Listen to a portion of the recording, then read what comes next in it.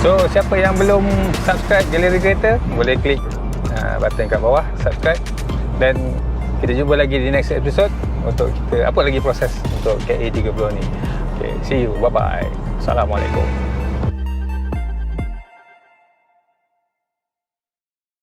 Try to play, but you're never gonna beat me. Look the other way, what I'm doing ain't easy. Bloody hands stained from the people who deceive me. Muddy hands break through the chains, go free me. You try to play, but you're never gonna beat me. Look the other way, what I'm doing ain't easy. Bloody hands stained from the people who deceive me. Muddy hands break through the chains, go free me. People like sheep who feed, hurt it easy. Don't wanna be fast asleep on this scheming. Better stand tall, ready for the fight, believe me. When they try to change, you can say no, free me.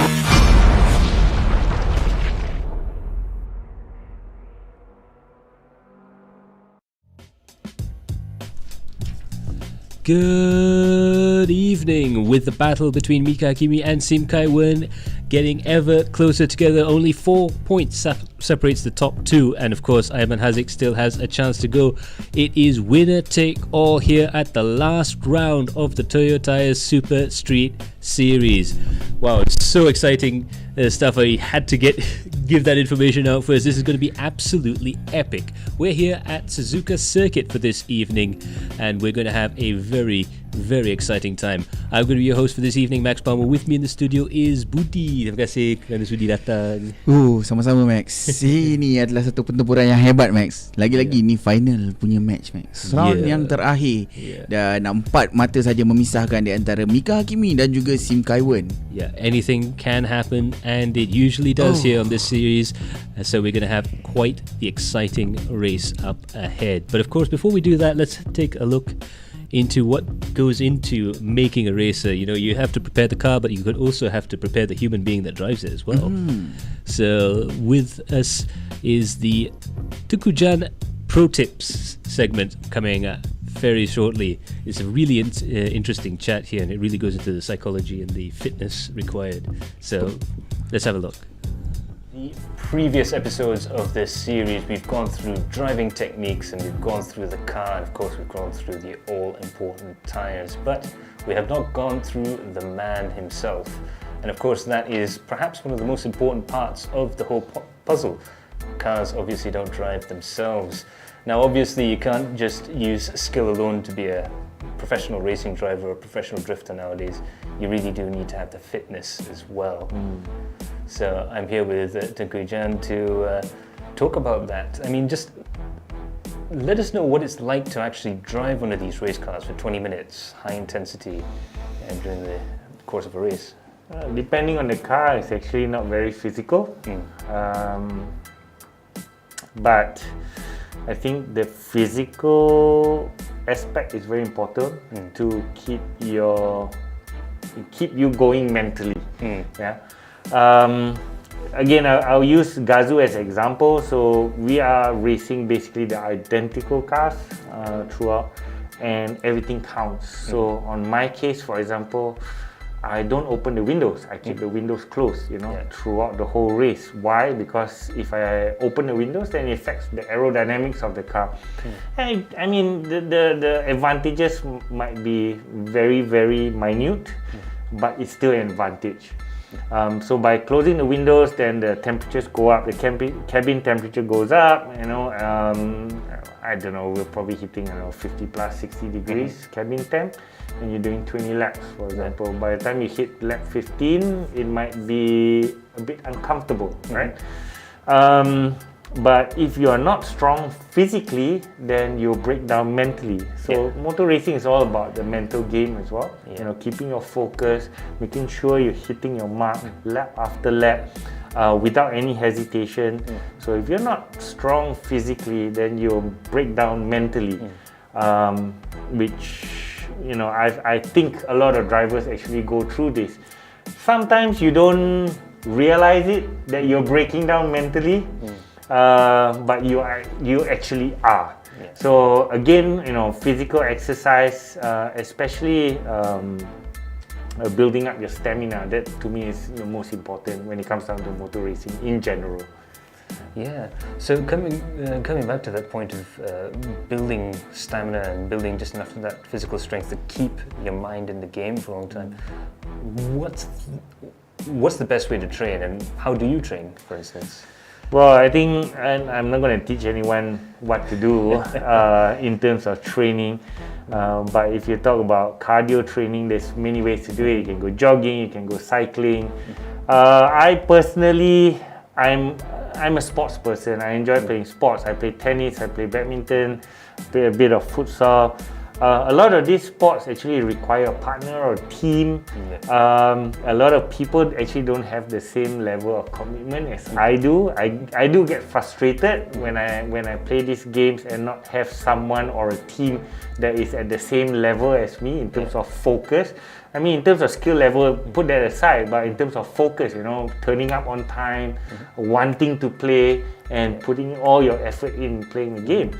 So I've maybe 7-8 years now. So I've been skateboarding for since I was 14. So it's been an on and off thing, but recently, past 7-8 years, I've gone back into skateboarding because I find it really good in terms of cardio. So I actually skate the bowls or the park basically, so there's a lot of transitions. And that actually helps me with my stamina, building up my stamina. And I've been doing it for 7-8 years now. It's somewhat a solo sport because I can go out myself, I can go out with a group of friends, it doesn't matter, I can do it without having a partner. So that's absolutely, I mean, I just want to go back to the mental side of things. Do you think your fitness level actually improves your mental abilities even on the sim, where, I mean, we're in a nice air-conditioned room and everything's a lot more toned down?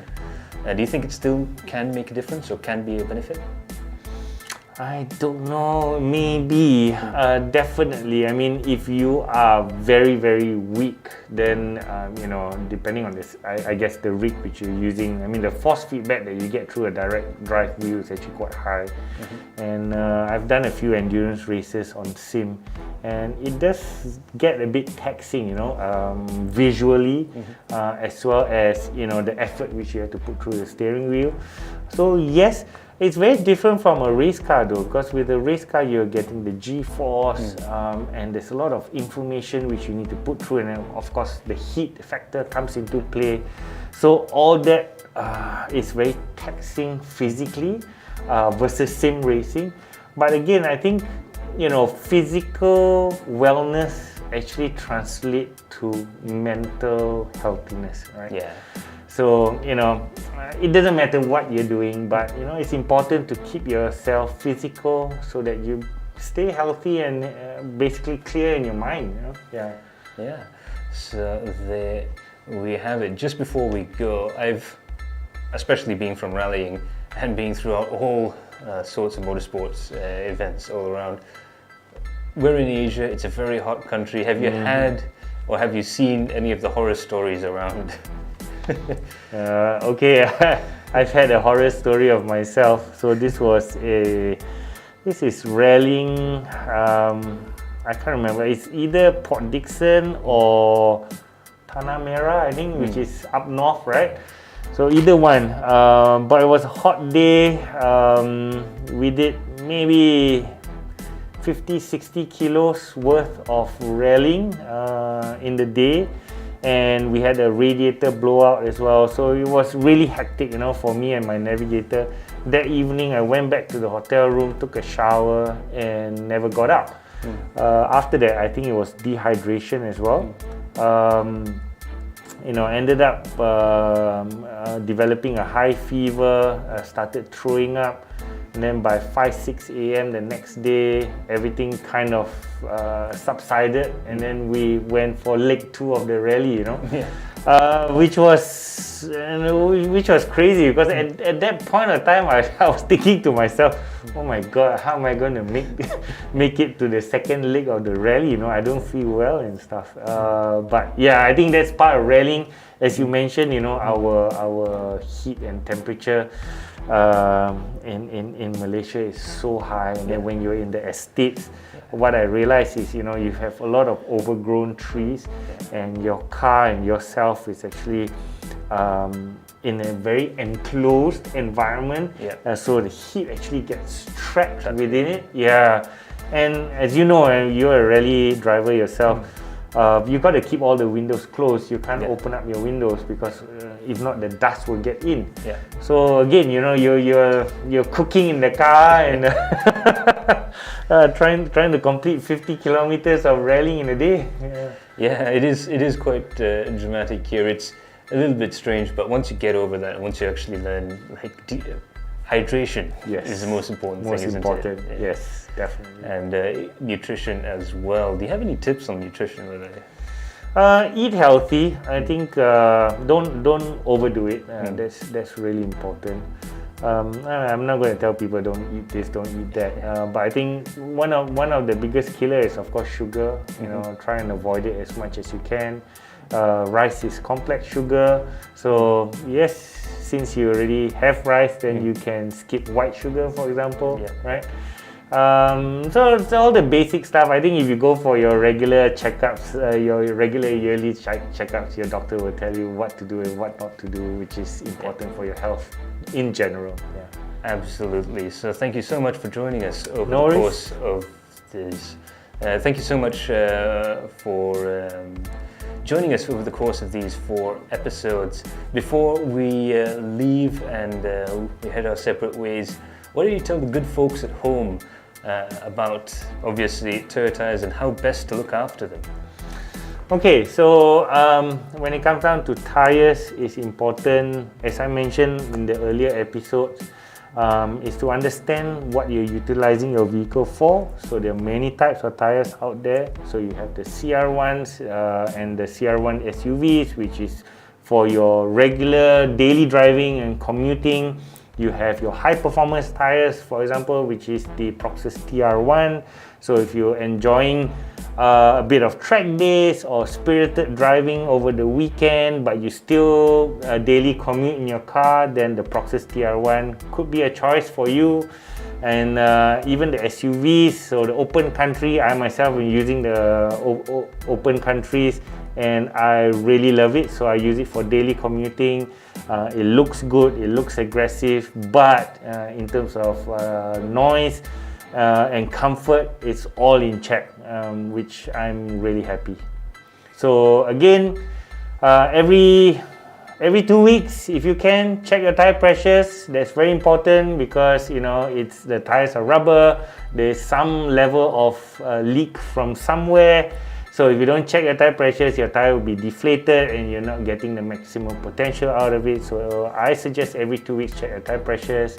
Last but not least, your tires also wear off, so check for your tread depths. Rotate your tires in general every time you send it for service, for example every 10,000 kilometers, to get the maximum lifespan out of your tires. And of course, maybe after 3 years, change your tires, you know, because they do get hard. They might not wear off as fast as you think because you don't drive it as fast, but they do get hard. It loses its performance in general, and you want to get fresh tires on. So that's important. Last but not least, stay safe on the road and stay healthy. Thank you. Absolutely. Thank you so much, Dr. John, for joining us for this series. I've been quite entertained and educated at the same time as well, and I hope you guys are at home too. So thank you very much, Dr. Jan, and we'll see you next time. But for now, stay safe out there. Yeah, so that's a really interesting look at what it takes to be a racing driver. The interesting part is that when you said Tukujan was talking more about the level of concentration and the stamina required. It's not so much the pure physical effort, but just being fit enough and having that cardiovascular fitness was really interesting. So yeah, thank you so much to Tukujan. He's taught us a lot, I think, in the last 4 episodes. So a very special thanks to him. Correct, Max. Tapi jadi racer susah, Max. Makan nasi pun tak boleh. Itu yang susah. TR1 review by Jan. So yeah, Speaking of which, we're not quite done yet with Tukuja. We did manage to get him to do one last job for us. So basically, of course, we're working with Toyo Tyres and Super Street Series. The cars that we're racing virtually now actually have a variant of this tyre, a simulation of this tyre in game, the closest that we can get to it. And it's, of course, the ultra high performance TR1 tyre. It's the same tyre that they run in the Gazoo Racing Championship, the Toyota Gazoo Vios Racing Championships. And it's very, very high performance road tyre, and a great choice for cars going out on track. So TR1 Max that is dia punya macam high performance tyre. Yeah. So let's roll about it lah. Yep. So let's have a look and see what Tengku Jan thinks of the Toyo TR1 tyre. Hi, my name is Tengku Jan Le, Toyo Tyres Ambassador. And about a year ago, I did a review on the Proxys TR1 tyre on my GT86. Today, we have the Toyota Vios GRS, and the TR1 tyre is actually equipped as a OE tyre for this model. So what are the differences between an OE fitted tyre and a replacement tyre? Let's find out.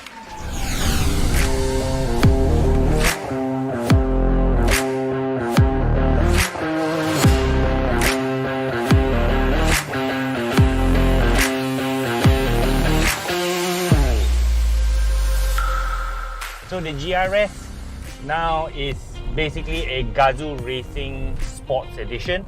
The choice of tyre would be a high performance tyre, and in this case it's the Toyo Proxys TR1 tyre. It's actually quite an aggressive setup if you ask me. So it's 205 width, it's quite a wide tyre for the Vios, and low aspect ratio, which is 45% of the actual width itself. So it's actually you actually have quite a thin sidewall. So all this, so wider tyre, thinner sidewalls actually promote a lot more, for example, road noise and harshness. But the benefit that you get out of it is, of course, the response, because you've got less rubber flexing from the sidewalls, and of course you've got a wider contact patch with the 205 tyre to provide you that grip. I hope this information has been helpful, and please stay safe, drive safe. See you in the next video.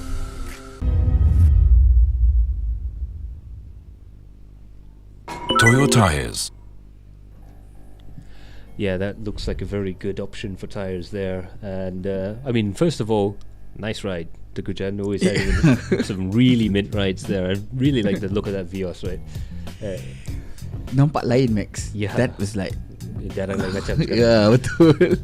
Really having that Meister Nürburgring styling, that whole like GR-Yaris lineage through there. It doesn't represent Vios at all. Well, it does nowadays, because they are changing their image and all the rest of that sort of stuff there. So it's nice that Toyota is making fun to drive cars there, and it looks like the Toyo tyres really fit those cars nicely. Like he was saying, it was a little bit of a wider tyre and quite a nice. It looks like it's going to be a very nice option for any Vios owners out there. Even the previous model, I think you can fit that tyre on, and it handles well, it grips well. It's perhaps on my shopping list as well for any tyres for my good old Project Volvo. Oh, that's it, because it is a performance tyre, man. Yes, absolutely. And there's one thing I like is performance. I'm still young, so I can get away with Makes sense. Okay, Max. So hari ni kita akan ke Suzuka di Jepang. Exactly. Suzuka circuit. It was designed in the late 50s, built in the 1960s, and believe it or not, has very few changes since then. It's one of the most unchanged tracks on the calendar. Since its introduction in Formula One in 1987, there's only been two changes, one at the Degner corner and one reprofiling the 130R corner. But apart from that, it is essentially the same track that Nigel Mansell and Alan Prost and Ayrton Senna used to race on, and it's an absolute classic. Most Formula One drivers rate this track as one of their favorites to drive, and especially in an open wheel car or touring car, it's just unbelievable fun. And I think it's the best place to really hone in on your driving skills. You have every single type of corner imaginable here. This is a track that full of everything. Yes, A absolutely. historical track, nostalgic one, Yeah. and full of action for the first few for the first sector. Yeah. And then you have a full of speed on the second sector, and then come back to the full of action and speed at the third sector. Yeah, it just gets better and better and better. You go through the lap and it just gets more and more and more epic. And our pit lane reporter is also just saying there, it hopefully will be back on the F1 calendar after 2 years of being missing in action due to the health issues, let's say. The health issues. Yeah, okay. The Rona. Okay. But overall, this track is actually memang macam paling best lah. Yeah. Yeah. And I think it's the perfect place to go and see and settle this championship battle once and for all. Let's have a look at the Toyo Tyre's top 10. And in first position, we have Mika Hakimi. It's 65 points. And Wern is second place with 61 points. 4 points separate them. And I believe it's 7 points, the difference between first and second place. So this really is winner takes all. The gap between first and second is bigger than the gap they have now currently. So anyone, for them, they really need to be in the top 5 and battling for the lead, for the win. Yeah. And it's winner take all there. But don't discount Ayman Hazik. You know, anything can happen in motor racing, and if the top 2 get knocked out, Ayman Hazik still has a mathematical chance of getting becoming champion as well. This is a 45-minute races, Max. So everything can happen in 45 minutes. Absolutely. So amongst that, we also have Ayman Hakim, Amir Hazik and Kamal Ali, who are battling for 4th position. Ayman Hakim and Amir Hazik are on 28 points, so there's a deadlock there, tie. Either one of them can get 4th place there. But of course, Kamal Ali is close enough behind, 7 points. It's still possible for him to actually leapfrog quite a few drivers up the leaderboard. And of course, the prizes get better the further up the top 10 you are. Further down, we see William Wong and Muazzam there, Gascon, in 7th and 8th positions. They're very close to each other. And of course, SM Fauzi and Afif Suhaimi, aka Taichi, there in 9th and 10th place. So there's battles going on up and down the leaderboard. Exactly, Max. Race ni daripada awal, Max, dia berubah-ubah, Max. Yeah, we can see the different names over and over again. You know? Tapi dalam a few races yang kita dapat tengok, race pertama dengan race kedua ada epic battle. Yes. Race yang ketiga pun ada epic battle, Max. Absolutely. This is the 4th race. Yeah. It's gonna be more epic. Yeah, and I think the tension is building in the pits there. They've just finishing up practice in a few moments there. But we have the reports there from Umar, our pit lane reporter, that it shows that practice lap times show Mika is seconds ahead. So P3 to P5 also very close to each other. So that could be very interesting indeed. I think we're going to see a lot of battling at the front of the leaders. I would say, okay, first, a lot of battle. Second, the strategy plays a big part in this track. I would say that. Yeah, because it's got a very long pit lane as well. Yeah. You always forget, but with Suzuka, you take a lot of time going into and out of the pits, and that could really. That's going to be a big issue. Yeah. And also, I believe it was there was another report earlier on before we went on live. There's only 91% grip levels at the track, so 91% and 10% air temperature. So it could be a little bit dodgy. It's going to take 2 or 3 laps to actually warm up these tires when they go out there. So anything can happen, especially in the first few laps there. Having said that, it looks like, based on practice times alone, Mika Hakimi does have a bit of an advantage over Wern. He is definitely going faster on that track. Yeah, I do agree with that. But like we said, 45-minute max, dia satu masa yang sangat panjang. Anything can happen in a race where damage is a thing. Absolutely. Mechanical damage is a thing. A simple mischief will blow your gear, Max. Will blow your car. So absolutely anything can happen, and I know that Mika Hakimi and Wern, they're going to be battling quite hard as well. But there's a couple of guys up there in the top 5. Ayman Hazik is definitely making sure that he wants to be at the head of the field in case anything happens. I think he's going to try and go and push for it. I believe he's second in practice right now. Itu pun nama-nama yang agak tak asing juga untuk kita, Max. Ayman Hazik sekarang ni dengan 48 mata. Tapi kalau apa-apa berlaku, macam saya berbual dengan Max tadi, if okay, the word is if anything happen, Ayman Hazik masih lagi mempunyai peluang untuk mengungguli carta.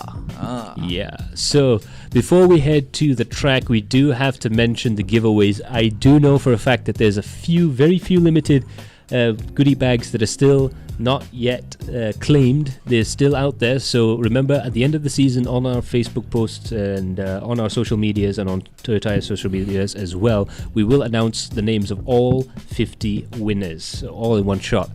But we do know that there's quite a few goodie bags still up for grabs. So do head on down to adrenalineimpact.com/Toyo fans for more information. Toyo fan. No S. Lungsuri www.adrenalineimpact.com/Toyo fan. Yes, Tak ada S that's tau. it. So yeah, there's no S in that. But do check out on our social media posts and on the Toyo Tyres fan club website as well for more information on that goodie bag giveaway. There's some really nice limited edition merch there, nice shirts, lanyards, and all sorts of stuff. And you can't get this stuff anywhere else. It'll be the same stuff that the drivers will win. So driver dapat, yeah, viewer dapat. Yeah. Win-win situation, bang. Absolutely. And they're still out there, guys. So do register and do keep getting those registrations in. For more information, do check out on our social medias. But this is going to be absolutely fantastic stuff. Itu dia. Kita mungkin akan ke qualifying. Dia dah mula-mula dengar-dengar ya. Jadi mungkin dalam itu dia. Yeah. Oh ya, baru start ni Max qualifying ni. So there you have it. All the drivers are now on their out laps, and hopefully we'll be able to see a couple of the drivers going out there. They're just lining up. This is quite often the case here. Oh, there's an Evo there that just went a little bit too quick. But this is what they call stacking during the course of a qualifying lap. And the out lap, they want to make sure that there's some space ahead of them if there's anybody who wants to be behind them. Let's go on board for a lap around here with Amir Hazik. Let's see if we can keep him on board. Let's wish him the best of luck on this lap as he comes down to turn 1. It's a very fast entry into the corner here. He goes down a couple of gears and then he's got to accelerate again to stabilize the car before coming through the corner there. It tightens up so much through turn 2. Now coming to the legendary Esses section. You never know what gear you're supposed to be in. You never know what racing line you're supposed to be in. This is where driving skill and the feel really makes a difference as you go through here. Now the road crests and rises up and goes down again, as well as the angle of the corner and the radius of the corner changing from one corner to another. So every single corner is different. You can see there on the camera there, you can see there Hazik's facial expressions. He really wants to win this one. He hasn't won a race yet this season. He would love to win it. Coming down towards Degner curves, a very famous part of the track here, and it was squared off a little bit before 1987 and the arrival of turbo Formula 1 cars. A very challenging section there. You have to be super accurate over the curbs. If you have a little bit of a mistake there, you have a big problem trying to actually get the car going around again. Going around the hairpin here, a lot of understeer being generated in these four-wheel drive cars there. You have to be patient and you have to be very good with your throttle opening. Now coming down through this section here, nice fast downhill right-hander which sets you up, if you get the racing line just right, for Spoon Corner. Spoon Corner is really tricky. It really challenges the balance of the car there. You can see there, he's actually turning in a little bit early. He's introducing the car into the corner to try and get the nose towards the apex there, but you can tell that the Audi is understeering a little bit as it comes up towards the exit. Perhaps the safest way to go through Spoon Curve. Now coming up past the West Circuit pits and through the last couple of corners here, this is the famous 130R corner. Really committed corner here. You can't go flat out in a car with no wings, so you have to brake, but how little do you brake? You really want to use all of that road and then some. Now coming down to the Casio Triangle, the final corners of the lap there, a little bit of understeer there, but it looks like he's managed to correct it just nicely. Coming to the final corner there, going downhill, it's all flat out from here to the start finish line. Let's see what lap time he does. Oh, sangat banyak He was on an understeer, outlap. Max. He was on an outlap. I do apologize, but that was pretty good stuff indeed. We reckon it's going to be a 212, 211 lap time around that region. That was the average lap time Yes. here. So banyak gila understeer, Max, for this car around this corner. Satu sebab corner dia sangat pelik. Yeah. There's a lot of S's. Yep. Satu, nombor dua, track ni sebenarnya sempit. Yep. It's not that wide, okay? Yeah. It's not that wide. But Yeah. basically if you drive, you akan rasa benda tu macam lebar lah. Yeah. But if you ask me, it's really sempit, Max. Yeah. And then the geography turun naik bukit dia dekat track ni sangat significant. Yeah. It's not like sikit-sikit tak ada. Yeah. You basically have 5 things going around the track. Yeah. You've got elevation, you've got angle, you've got radius, you've got change of angle, change of radius, and also the track actually varies in width quite a bit. Yeah. You get caught out at the Esses because it starts out fairly wide, but then it gets narrower as you go through. So there's a lot of things there. You can see why Honda, Soichiro Honda and John Hugenholtz designed this track as a test venue for all of Honda Motorsports racing vehicles. Both their bikes and their cars are tested here quite often, and it is basically the home of Honda and the home of Type R. Oh, so Max, dia punya track ni orang kata dia bukan mencabar Max tau. Dia lebih kepada mengajar. Yeah. Everything you have to consider everything in a single track. Yeah. This is what the track purposely. Absolutely. Yeah. You have slow speed corners, you have high speed corners, and you have medium speed corners. You have sections like this which really test your aerodynamics. If you don't have quite good aerodynamics, like these touring cars have standard bodywork. They don't even have wings or splitters to try and help them through the corners there. And you can tell that's where the challenge comes in with driving these production-based races going around here. But as you can tell, it's a very wonderful circuit. It's got a lot of feel, a lot of soul to it, and a fantastic atmosphere. If you ever get the chance to watch a Grand Prix in Japan, you'd really want to do it at Suzuka. It's the best place to watch a race. Betul Max. Kita sekarang bersama dengan Muazzam. Tengok tu. Okay. Corner ni sebenarnya dia tricky Max sebab dia satu corner with 3 apex. Yes. Kalau kita tak touch yang luar tu, kita akan ada understeer untuk masuk ke dalam, and then kita kena standby untuk counter that corner. Yeah. This is the problem with Suzuka sebenarnya.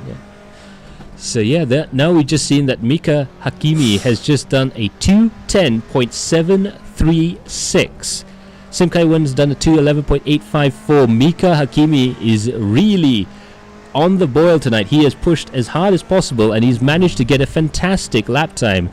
The lap time from the previous lap, that onboard lap that we were watching, by the way, was a 2:12.007 on the stopwatch of our pit lane correspondent Umar Aziz. But wow, 2:10.736 for Mika Hakimi. That is incredible, the pace that he's brought into this race. Itu dia, Mika Hakimi 1 saat lagi laju daripada Sim Kai-wen. And 1 second is a long time. and this is actually orang kata apa, final round Max. Yeah. Winner, bak kata Max ini winner take all. Yeah. And also, I mean, we're definitely going to have some fantastic battles tonight, from 3rd place down to 7th place right now. They're in the 2:12. So I think the adrenaline impact midfield battle is going to continue its unbroken streak. We're going to see a fairly good midfield battle tonight.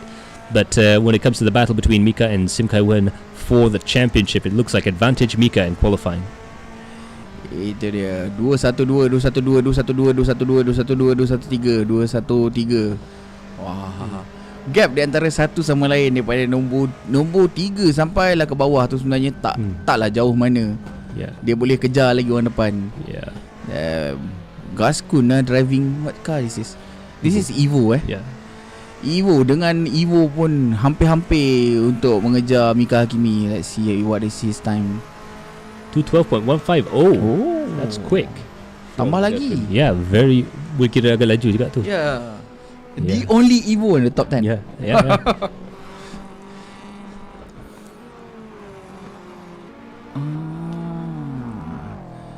Itu dia, Omar kata Mika carrying more speed in the low speed corner. So that was actually a brave move. Yeah. So he's definitely maximized the car for low speeds there. And of course we've got Umar Aziz. He's not just a pit lane reporter, he's managed to work his way. There's a little bit of an access road that leads to a viewing point at the Casio Triangle that I remember from many years ago. And he must have made his way up there and was having a bit of a spy through there. But that's the thing, the low speed corners are where you really make the time up around here. The high speed corners, yes, you can. There is a bit of plus minus. You do have to be able to drive very well in order to master the high speed corners. But the low speed corners, like you see here, Mika Hakimi, there's barely any understeer on that car. Very smooth on the throttle. The car's barely out of line, and he gets the drive out of there. You don't just benefit in a low-speed corner at the corner itself. You benefit going out of the corner and throughout the next straight. Itu satu advantage yang perlu digunakan dalam setiap sesi-sesi perlombaan. Sebenarnya Mika Hakimi dia ada teknik dia tersendiri, Max. Itu dia.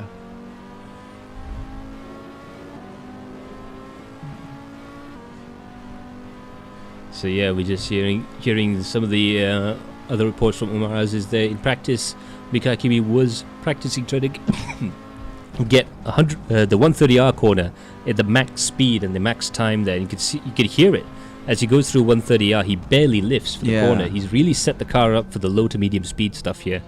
That's really interesting. He know what to do. Oh yeah, he definitely know what to do.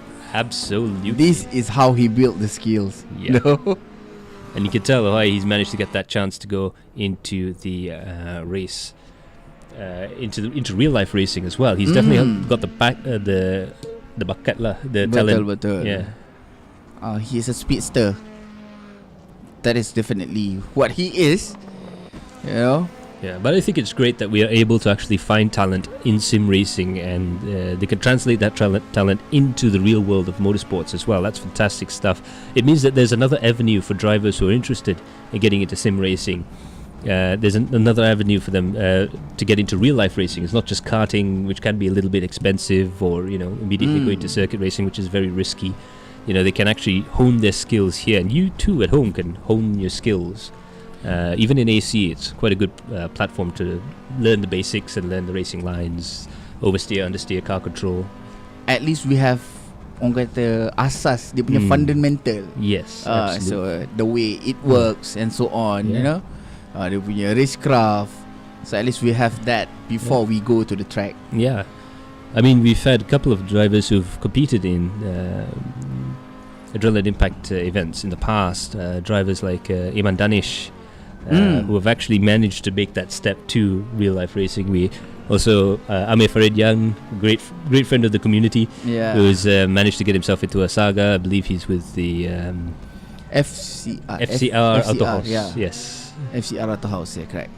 And the interesting thing is FCR Auto House actually ran a team in sim racing at the start of the MCO period. And they really got the ability to actually test out and train drivers that they were able to take. Amir was actually one of the drivers back exactly, then. Yes. Yeah. So Amir Farid went from being just a sim-only driver to actually getting into circuit racing. So it was brilliant stuff. So kita nak tahu juga agak-agaknya lap 1 ni T1 ni rupa apa ni. Okay, sebab T1 dia tu macam saya kata tadi, dia agak panjang, 3 wide code, 3 apex punya kind of corner. Yeah. So and it's wide coming in. It's wide coming in, and it's narrow coming out. Yeah. It's getting narrow coming out. Betul, kalau 4 kalau kita dapat tengok 4 lagi macam last week, Mac, so that's gonna be a hectic race. Yeah, I mean, the only advice I would give is that there is a lot of tarmac runoff at the outside of the corner. You might be forced to take it. You have to, please. Discretion is the better part of valor. But then again, when you're in that racing zone, you get the red mist, and you really just want to get that position no matter what. And of course, you're not going to budge. You're on the outside of the corner, and you might just try and put it in there. But it's going to be very interesting regardless. Let's see how it goes through that first corner. Competitive races, diorang ada satu semangat yang no, I won't back down. Yeah. And we know that. Yep. And we know that.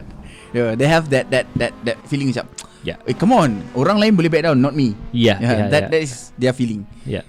So kita risau dengan keadaan macam tu. But now we are actually 5 minutes left in the qualifying session. Ini dia, kita bersama dengan Amir Haziq, 2 minit 12 saat. 2 minit 12 saat macam average timing kat sini, Max. Itu pun kalau kita cakap average timing, I mean, we would say it's average timing, but in reality it's really quick. Like for instance, for me, I was only really able to do a 2:15, and I need a lot more practice to get down to. I think my predicted lap time was something like the high 2:13s. And that was after a lot of practice here. So definitely I could not get it any faster. Even the predictive lap time, I couldn't get it down to 12. So you can tell these guys really are going very, very fast. And I think the key to that is that they're maximizing the tire grip throughout this track. This is really a track where looking after the tires is going to be absolutely key. You know, fun fact about this track right now is actually cuma 20 darjah Celsius, Max. Yeah, track temperature. It's not hot, okay? Yep.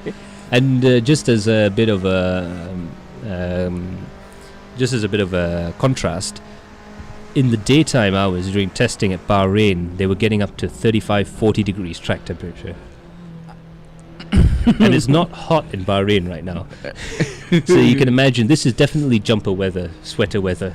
Well, I call it sweater weather. I think Budi would want to have a puffer jacket and maybe some winter boots. And you just imagine throughout the whole day is 20 degrees is like track temperature. The air temperature is something like 6 or 7 degrees. Yeah, 6. 6. Itu macam on aircon bawah lagi daripada aircon punya maximum temperature tau. Oh yeah, by a long way, but like half. and the thing is that, you know, once you go down in terms of tire temperature, track temperature, you do get more grip up to a point. But when your track temperature is only 20 degrees C, it takes a long time to warm the tires up and to get the grip out of the track. But at the same time, the engine is at full performance. So for instance, if this engine had 370 horsepower at Sepang, over here it would have something closer to 385, 390 horsepower. Yeah, betul. Denser air, colder air makes you have more power, but you don't necessarily have more grip. It's a bit of a bell curve. There is a perfect temperature, and either side of that you start to lose grip. And I think here, the interesting thing, like I said earlier on the broadcast, the opening few laps are going to be very, very interesting because the tires are going to be very cold. Mika did his lap time, I think, after a couple of warm-up laps. And a simple mistake dekat track ni, Max, tayar dah akan sejuk balik. Yes, you exactly. It's not like okay that temperature will stay for long. No, a simple mistake, dia terkeluar sikit je, that tire gonna be cold again. Yeah, that is the main issue. Yeah. And I remember the way that Max cakap tadi, kalau tempat tu sejuk, so kereta akan dapat max power, and that is happening in real life also. Yeah, that's not just in this game. Yeah. That is the truth on how performance car works. You know? Yeah. The more colder and the more dense the air is, the more oxygen there is in the air, and more oxygen means bigger boom. You get to put more fuel in it, and you get to do all sorts of wonderful stuff there. It's one of the reasons why we used to have a little portable weather station in the pits, is to try and get the air density calculations right for engine tuning and things like that. Because that was the only thing we were allowed to touch on a GT3 car. Well, this is early GT3. We're talking C6 Corvettes and stuff like that. We were able to adjust the fuel mixture we have through a certain set predefined maps, but you have to adjust it for the air temperature. So at Sepang it's quite hot, we can't run as much fuel through the engine without having unburnt fuel. In these conditions here, it's why the famous super lap battles happen at Tsukuba around this time of year, late in the year or early in the year, because the track temperature is quite cold, the air temperature is quite cold, so you get the most amount of power out of the car. But having said that, like I said, it is very difficult to get your tire temperatures up. So if you can't do that, then you have more power, but you have less grip. Exactly. That is the problem. Yeah. More power, it doesn't mean more. It doesn't make you fast. No. If you don't have the grip to put the power down in the first place, you get into trouble there. So it's like a popular saying for a lot of us engineers is that we always say there's no such thing as a free lunch. With the conditions, you might gain somewhere, but you might lose it in another aspect as well. Itu dia, nampaknya William Wong sekarang berada di posisi yang kedua, Max. Wow. Dengan catatan masa 2 minit 11.466 saat. Suddenly, Max. Yeah, and this is interesting because in the last couple of laps there, Simkai, Wern, Aiman and Amir, Simkai Wern needs about 0.3 of a second, according to our intrepid pit lane reporter, to get back into second place, and he really does need to do that. The times are going to start coming in thick and fast there, but before we only had one driver in the 211s. Now we have 5 drivers in the last 3 or so minutes. managed to get through there. So now we've got a lot of the guys who are in the 212s. They've managed to improve their times. There are a lot of guys in the mid to high 211s, and they're even closer now than they were before. So this is going to be a hell of an epic battle. The front pack gonna be epic, Max. Oh, the yeah. front pack for the first maybe a couple of laps. Yeah, absolutely. It's gonna be an epic battle. And with the championship situation the way it is between 4th, 5th and 6th place, Ayman Hakim, Amir Haziq and Muhammad Kamal Ali, they're so close together there. They do have a chance of getting that 4th place. And of course, the higher up top 10 you are, the better the prizes are. So this is going to be very interesting to see how that all goes down. And of course, I mean, it's going to be hard to catch Mika Hakimi and Simkai Wern, but with cold conditions like this, and the other thing that you have to worry about is the focus and the nerves, because this is a championship that they're fighting over. They are fighting over a prize pool of 5,000 ringgit, Max. Yep. This is not like fighting for 5 ringgit, guys. This is 5,000 ringgit This prize pools. This ain't KFC money, guys. No. This like legitly you can buy your family more than just a bucket. Mhm. You know. But KFC nowadays no ayam, so don't go.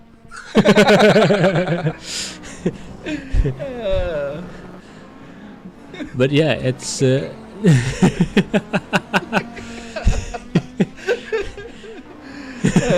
There's a lot of complaint in the social media saying that's KFC no ayam. That's why I say.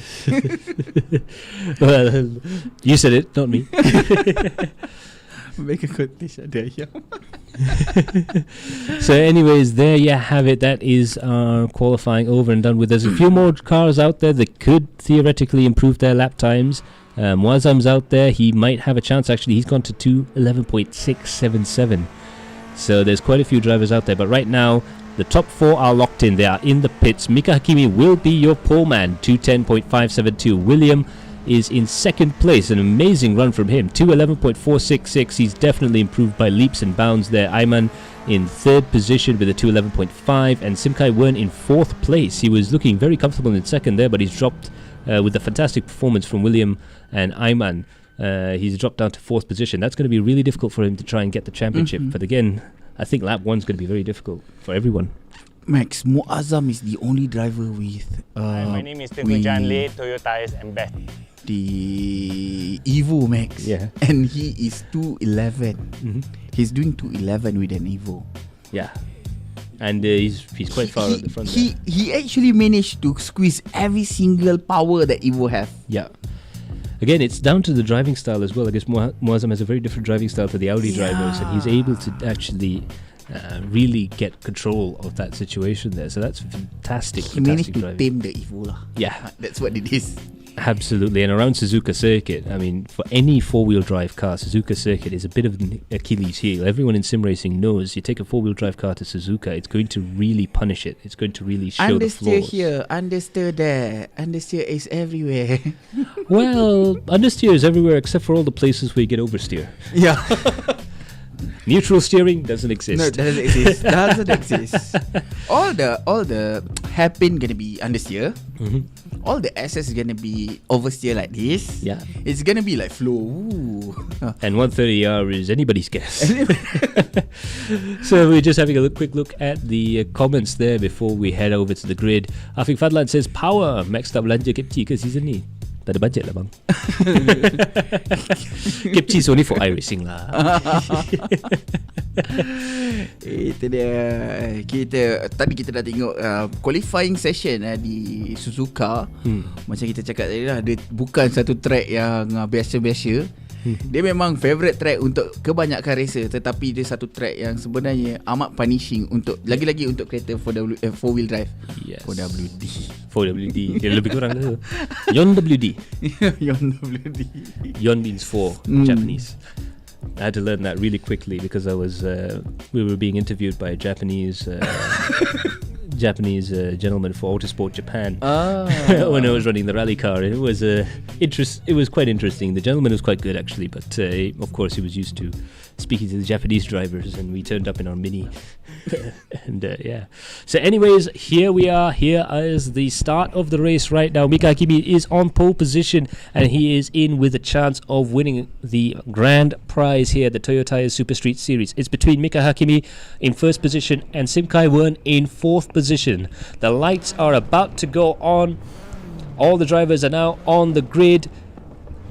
About 10 seconds to go, 5 seconds to go. The 6 lights go on. And away we go. A very long delay there on the lights there. It's a randomized delay from when the lights go on to when they go off there. Coming down towards turn 1 there. We've got cars going 3 wide there. Ayman looking very racy there. Wern's got a fantastic start, but he might be boxed in a little bit going through turn 1 and turn 2. A lot of cars coming through there, but they've managed to get through clean and clear just about. A lot of cars trying to give a lot of space through there. I think they know that the tyres are very, very cold, but they're still going too wide through this section here. And now you can really see how narrow this track is. This is where the difficulties will lie. It's going to be very hard to actually get an overtaking maneuver done through here, but there's a little bit of a battle there. There's a little bit of damage there. That's Amir Hazik.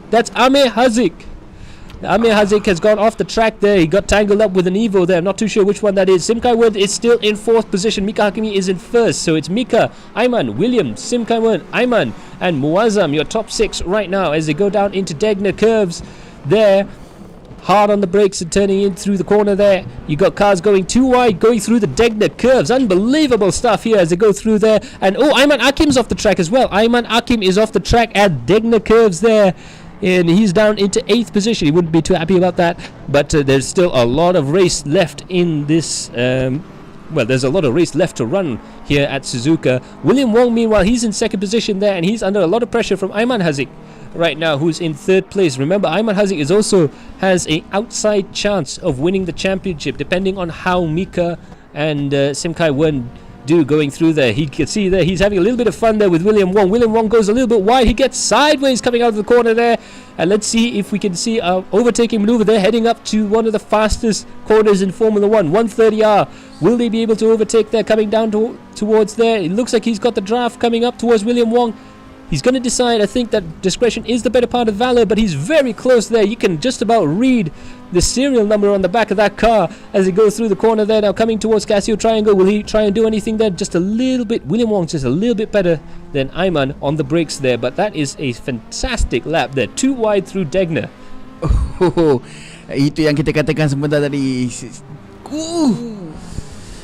Iqbal nampaknya mengalami sedikit kesukaran. Alamak, sayang situ. Ui, bahaya. Itu dia permulaan yang sangat menarik. Too wide sahaja yang muat untuk lap tadi tu, Max. Corner yang dekat Esses tu kita cuma mampu untuk menampung 2 biji kereta sahaja. Kereta ketiga kalau masuk memang berdentum. Ya. Itu pun tadi pun ada sebiji yang dah terpaksa mengalah. Itu Amir Hazik tadi terpaksa, dan Ayman Hakim juga yang Ayman Hakim juga terpaksa untuk ke tepi. But that was some fantastic racing through the first lap here. Now we're going through the second lap, and it's still quite close amongst a lot of the drivers there. Max. One driver that isn't close is Mika. Mika Hakimi is now 2.8 seconds ahead of William Wong right now. That's a large gap to have through turn 1 there. Mika Hakimi almost going off track there. He is pushing that car as hard as he'll go. We can see what the strategy is now. Mika Hakimi is going to push that car and try and get as big a gap as possible. He might be running a little bit dangerous, but he's going to try it anyways. This is for the championship. If he can win this race, he takes the whole shooting match. Itu dia, Max. Sekarang ni Muazzam telah pun berada di posisi yang keempat, meninggalkan Wern di belakang. Mungkin Wern mengalami kemalangan sebab nampaknya Ahmad Fahmi juga telah pun memintas 2 biji Evo kerana kini berada di posisi yang keempat dan juga posisi yang kelima, Max. Yeah, it's definitely a fantastic race for the Evos there, especially around here. We didn't think that the Evos would have as big a chance around here with the handling characteristics, but the guys driving the Mitsubishis really have tuned the car, tweaked the car, and really worked together to try and get a good setup for the Evos going around here. So it's nice to see a battle of the marks up ahead there. Ayman Hakim now in 10th position. He really is not having a fantastic start to the race right now. He's going to have to fight through from the back of the field. But if anybody could do it, it's Ayman Hakim. He's really got a lot of talent there. Amir Hazik is down in 12th position. And that's very rare for him to be down that far. But we can see there, you can see Mika Hakimi is going through with the fastest lap, 2:10.680. Fastest lap for Mika Hakimi. He is flying. He's gone faster than in qualifying. Unbelievable stuff there. Meanwhile, this is the battle between William Wong and Ayman Haziq. Ooh, very close on the brakes there. You can see there that Ayman is trying to put as much pressure on William Wong as possible. I don't think he's actually going to go for an overtaking maneuver. What he's going to do is he's going to sit behind William Wong and try and pressure William into a mistake. But it's going to be very difficult because William Wong is really good under pressure. He can withstand the pressure going through there, but you can see he is definitely enjoying that a little bit. Ayman loves his battling, loves really having a fight with another driver, and if it's for second place, all the better. But you can see there he's looking to the left, he's looking to the right, he's trying to fill up the mirrors of William Wong right now. William's having to look in my left hand mirror, in my right hand mirror. Where is he going to attack? He's going to go on the outside, on the inside, going through Degner curve. He's not going to have much of a chance here, but you can see how close those two cars are. You couldn't fit another Audi in between those two cars. Coming up towards the hairpin, this is a classic overtaking spot. Let's see if anything happens coming through here. Ooh, it looks like Williams defending very well there. He's put the car just in a location where Ayman is unable to do anything.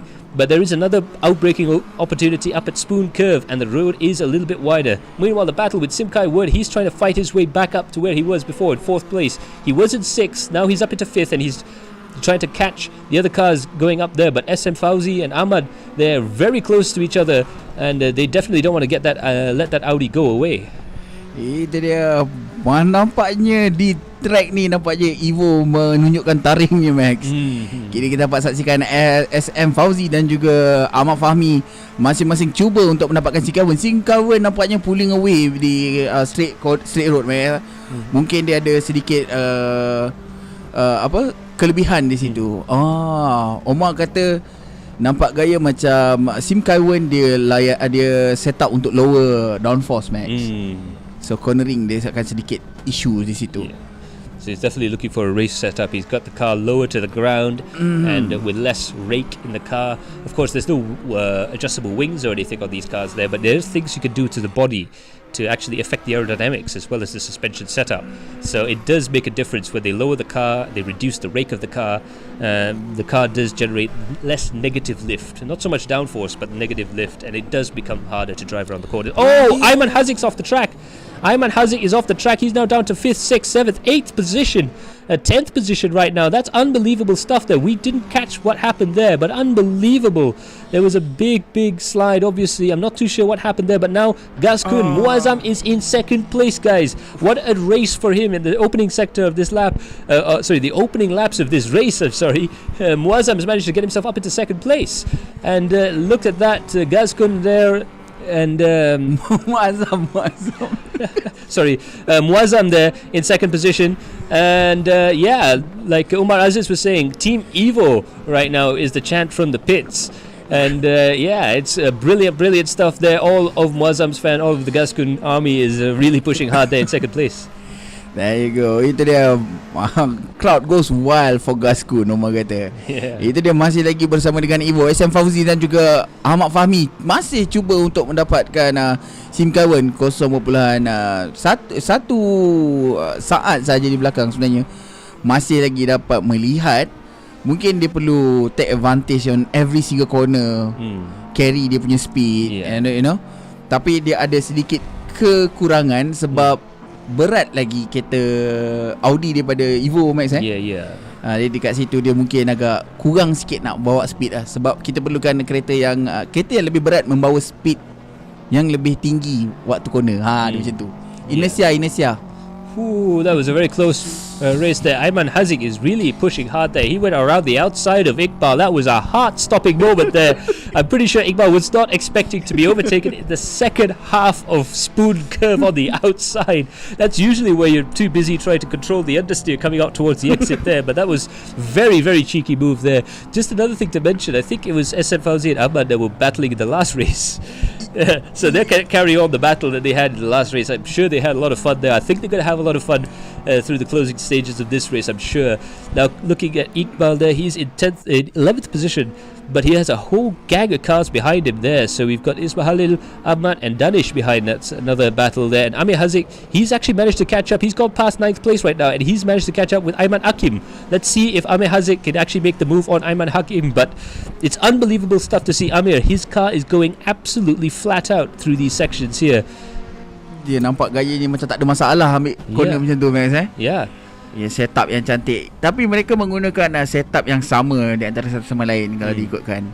Mungkin sedikit tweak mengikut personality masing-masing mungkin. Dia punya garam gula dia adjust sikit. Adjust sikit kat situ. Itu dia Amir Haziq kini cuba untuk mendapatkan Ayman Hakim. Corner ni dia tak boleh nak potong. Corner ni sangat-sangat sempit sebenarnya. Ya. Ni dua corner yang sempit. Orang kata dia punya overtake possibilities yang dia ada hampir kosong di depan ni, which is di hairpin ni dan straight lepas hairpin ni. Itu dua possibilities yang dia boleh overtake. Itu pun mempunyai sedikit kesukaran bagi dia.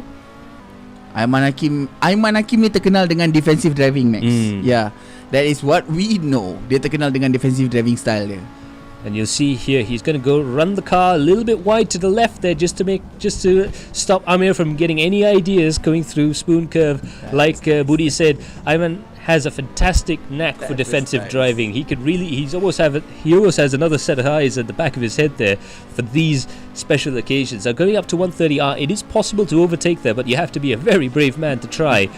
However, having said that, he is close enough. I'm not sure if Ayman Hakim is going to try and defend through there. He hasn't, but it looks like Amir is not close enough. Ooh, Ayman going very wide there. He's pushing that car very, very hard indeed to try and hang on to 7th position right now.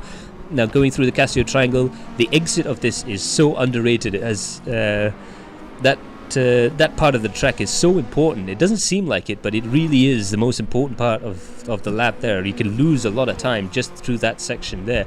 Mika has done another fastest lap, 2:10.548.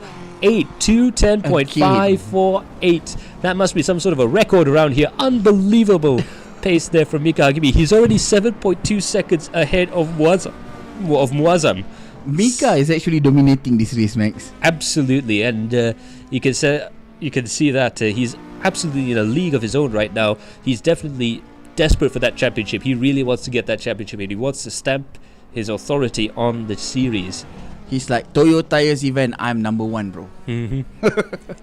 That was Mika. Dia Mika kini berada di posisi yang pertama dengan 7 saat advantage di hadapan meninggalkan kereta belakang. Dia seorang je berlumba kat depan ni. Dia tunggu traffic, Max. But 6 kilometers of traffic dia lambat sikit lah. Yes, absolutely. So that's the nice thing of racing on a long track. That's why Le Mans is so long and Sebring is so long, is that it's fantastic for endurance racing because it does take a long time before you catch up with traffic. Once you catch up with traffic, you have a long time trying to get out of traffic again afterwards. So there is a plus and minus to that situation there. William is doing a fantastic job in 3rd position right now. He's actually, I think, catching up to Muazzam up ahead there, and I think he might be putting Muazzam in a little bit of pressure right now. But it looks like Muazzam, so far he's handling it quite well. He can see the two Audis behind him, but for Team Evo, they're still in 2nd place right now. 0.8 seconds, getting a little bit too close for comfort through some of these sections there. Now it's going to be down to the differences between the cars. Where's the Audi strong? Where's the Evo strong? So if the Audi can maximize its exit speed or its braking capabilities, which we know the Audi is quite good at, it could be quite interesting to see where he could catch up. You can see there, he's gotten much closer through the Casio Triangle, but it looks like on exit, the Evo is able to pull away. Nampaknya Evo lagi stabil, Max, untuk corner yang agak kecil. Ya, kita dapat saksikan corner-corner di low speed corner Evo orang kata excel on that kind of corner, especially on exit. Betul. Bila dia keluar selekor tu memang agak, but you can see there's a weakness of the Evo going through the medium speed corners, and when you have to brake and turn at the same time, he went very wide through the outside there. So Muazzam's got a lot on his plate right now going through. We've got William in 3rd position there, and of course Wern is not too far behind in 4th place. He is roughly about 8.5 seconds behind Mika Hakimi in 1st position. So that is the gap between the two championship contenders right now. But again, of course, with Mika's pace right now at the front, he's already up to 7.5 seconds. pretty soon he'll be up to like 8 seconds, 8.5 seconds. At that point, he has, I believe, if you have 8 or 9 seconds around this track, you do have a lot of flexibility when it comes to the pit stops later on in the race. Kita boleh tengok Muazzam ada advantage 0.2 di Esses and corner-corner yang kecil tu. So kita dapat conclude yang dia memang di corner-corner yang agak slow kereta dia laju. Yeah. Tapi mungkin di straight road dia agak slow sikit Max. And high speed corner as well. Yeah. So that makes sense. So here is the patented adrenaline impact midfield battle. That's Ayman Hakim. Ahead of him is SM Fauzi, and behind him is Amir Hazik. So these three drivers very well known for their racecraft. Let's see if Ayman Hakim can try something on SM Fauzi. He dives in on the inside. They're both side by side going through Spoon Curve there. It looks like SM Fauzi is managing to keep the speed up, going around Spoon Curve there, and he's managed to defend around the outside of Spoon there, but he's gone a little bit slow on the exit there, and it looks like Ayman Hakim's going to have that speed, the drive out of the corner there, and it looks like Amir Hazik has followed along. That's a double overtake there from the two Audis, and Amir is going to go around the outside there. He's going to try and dive on the inside. He's got 2 cars worth of slipstream. They go side by side through 130 on the outside, almost making it work. Did he make it work? Hard on the brakes there. Amir Hazik manages to get into the braking zone there, but Ayman Hakim just having to back off in time. That was around the outside of 130R. Unbelievable. That has to be one of the moves of the year. Unbelievable stuff. That was so good, Max. Itu dia racecraft yang sangat menakjubkan yang ditunjukkan oleh Amir Hazik, Ayman Hakim dan juga SM Fauzi sebentar tadi. The midfield battle never disappoints there, and that was just unbelievable stuff around the outside after getting a double slipstream down the straight. To be fair, I don't think Amir he couldn't have made that more complicated for himself if he tried, but that was unbelievable stuff there. But you also know it is a push and pull thing between two drivers. Both drivers gave themselves just enough space to go through there. Both drivers were aware of where each other was, and it was brilliant racecraft from both drivers, because of course Ayman isn't going to give that position up for free. But that was just brilliant, Max. Yeah, unbelievable. It reminds me of when Fernando Alonso overtook Michael Schumacher around the outside of 130R one year in Formula 1, and that looked very similar to that. It was pretty good. Oh, that was good. And to think that the last time was in 2005, and this thing doesn't happen very often. Even in sim racing, this is very rare to see someone overtake around the outside.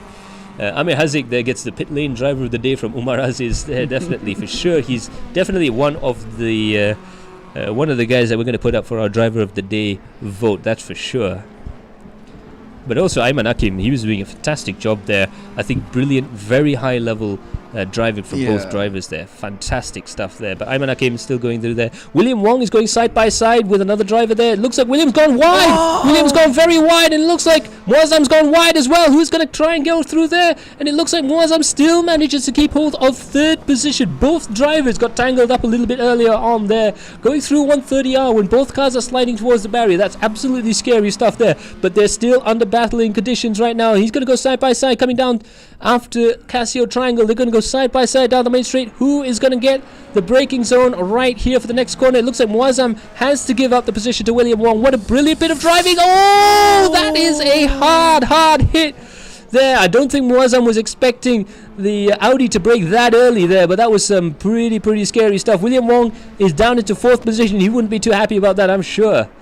Oh, satu benda yang tidak dapat disangka-sangka berlaku, Max. Max, sekarang ni nampaknya Mika Hakimi shift lagi timing dia, Max. Best lap dia sekarang 2 minit 10.484 saat. Lagi laju lagi sekali, Max, daripada qualifying tadi, Max. Itu dia. Kini mereka masih lagi, Mika Hakimi masih lagi di hadapan, 12 saat lagi laju daripada Muazzam sekarang ni. Nampaknya Mika Hakimi berada di posisi yang sangat-sangat selesa sekarang ni. So kita mungkin dapat saksikan dia orang masuk pit lane sekejap lagi, Max. Yeah, I would think by around lap 10 to lap 12 would be where I would estimate that. But yeah, a lot of the drivers I think would be coming in early. I wouldn't be surprised if Mika Hakimi decides to go in early. Actually, he has 12-second gap between Mika and Muazzam, so there's definitely a lot of flexibility there. Our pit lane reporter says that already there's 3 cars that have gone into the pits. Melvin is in fact in the pits right now, so a lot of the cars are beginning to go into the pits early, and they'll try and get out back on track with some fresher rubber. I think they've expended a lot of grip through the first part of this race. A lot of the drivers, I think they only spent like half the time on the racing line going through there. It's been brilliant watching some of the racing here as they go through. Meanwhile, Ayman Hakim there, still there. Simkai Wern is now into 3rd position, so he's managed to really catch up big time right now. So he is the next challenger for Muazzam right now going through there. And of course, Simkai Wern, as you know, he is battling with Mika Hakimi, but he has to go into the pits right now. He must have been pushing the car absolutely to its limits. So Simkai Wern is the first of our front runners to go into the pits right now. It'll be interesting to see where he comes out in terms of everyone else there. But there's a whole group of cars there, being with Ayman Hakim in there, Amir Hazik and SM Fauzi there as well. So that group has just gone past. So there's going to be a lot of traffic for when Simkai Wern comes back out again. Menariknya Max, kita dah berada 20 minit dalam race Max, tapi kereta masih dekat-dekat semua Max. Ya. Jauh. Gap di antara satu kereta dengan satu kereta yang lain masih dapat tengok. Dekat belakang tu nampak lagi. Orang yang belakang pun masih nampak lagi yang depan. So dapat je perlumbaan kali ni memang betul epic Max. This is an epic races. Absolutely, and this battle here, of course, the adrenaline impact midfield battle, time and time again. Ayman Hakim is right behind Amir Hazik, and he still wants to get that position back. Let's see the repost. Let's see how stylish this one's going to turn out to be. Because, like I say, these two drivers, absolutely brilliant racecraft between the two of them. Coming through Degner there, you can hear the anti-lag popping and banging through there, especially with the Evo. Such an iconic Evo sound, that anti-lag off throttle coming into the braking zone. Hard on the brakes here. You can see there William Wong, Amir Hazik, as well as Ayman Hakim very close together, 3rd, 4th and 5th. This is a battle for the last podium positions. SM Fauzi also doing very well for the Mitsubishi Brigade this time around. He is usually a top 10 contender, but now he's up in the top 5 positions. So very, very good run for him as well. Perhaps one of his best race performances. Iqbal right now going side by side there. And it looks like Iqwan, he went very wide there. I think he had a moment of unintended understeer going through the outside there. So that's a position gain for Iqbal there. And he's about 5.9 seconds behind that battle that we mentioned there. For the top positions. Coming around the corner there, you can see that that's Iqbal Putra behind, trying desperately hard to try and catch up with the Subaru there. Again, that was a mistake-driven thing. So I think these two drivers might end up together later on in the race. Itu dia. Itu dia. Melompat-lompat kereta Audi di situ nampak je Max. Seperti yang kita tahu, Audi ni dia orang turn down dia orang punya downforce ke bawah. Jadi kereta dia agak tak stabil bila dia terlanggar curb.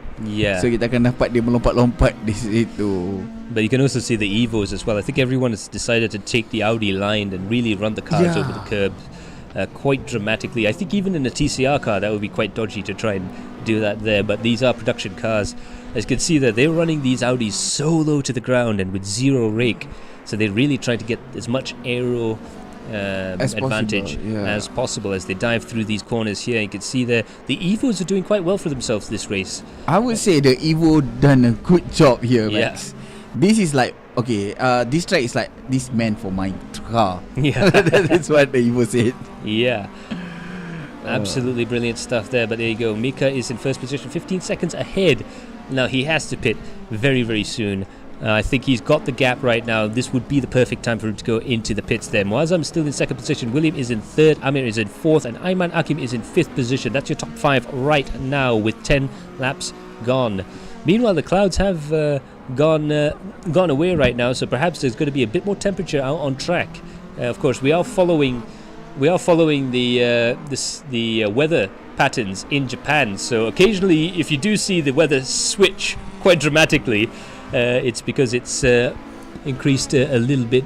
Oh, it's actually decreased. I do apologize there. So the clouds have gone away, but the temperatures have gone a lot lower now. So this would be the Suzuka wind chill factor. So for those of you who don't know, Suzuka is in a natural valley and you do get these winds, the breezes that go through there. So I think our server master Roselle there must be looking at the weather patterns in Japan. I've heard about this before. There was a Super GT race where they had to get the guys into the pits really quickly and get softer compound tires on it because the track temperature literally dropped about 5 to 10 degrees. So it's pretty strange stuff indeed. We'll keep you updated on the conditions right now, but on our screen it's 7 degrees Celsius.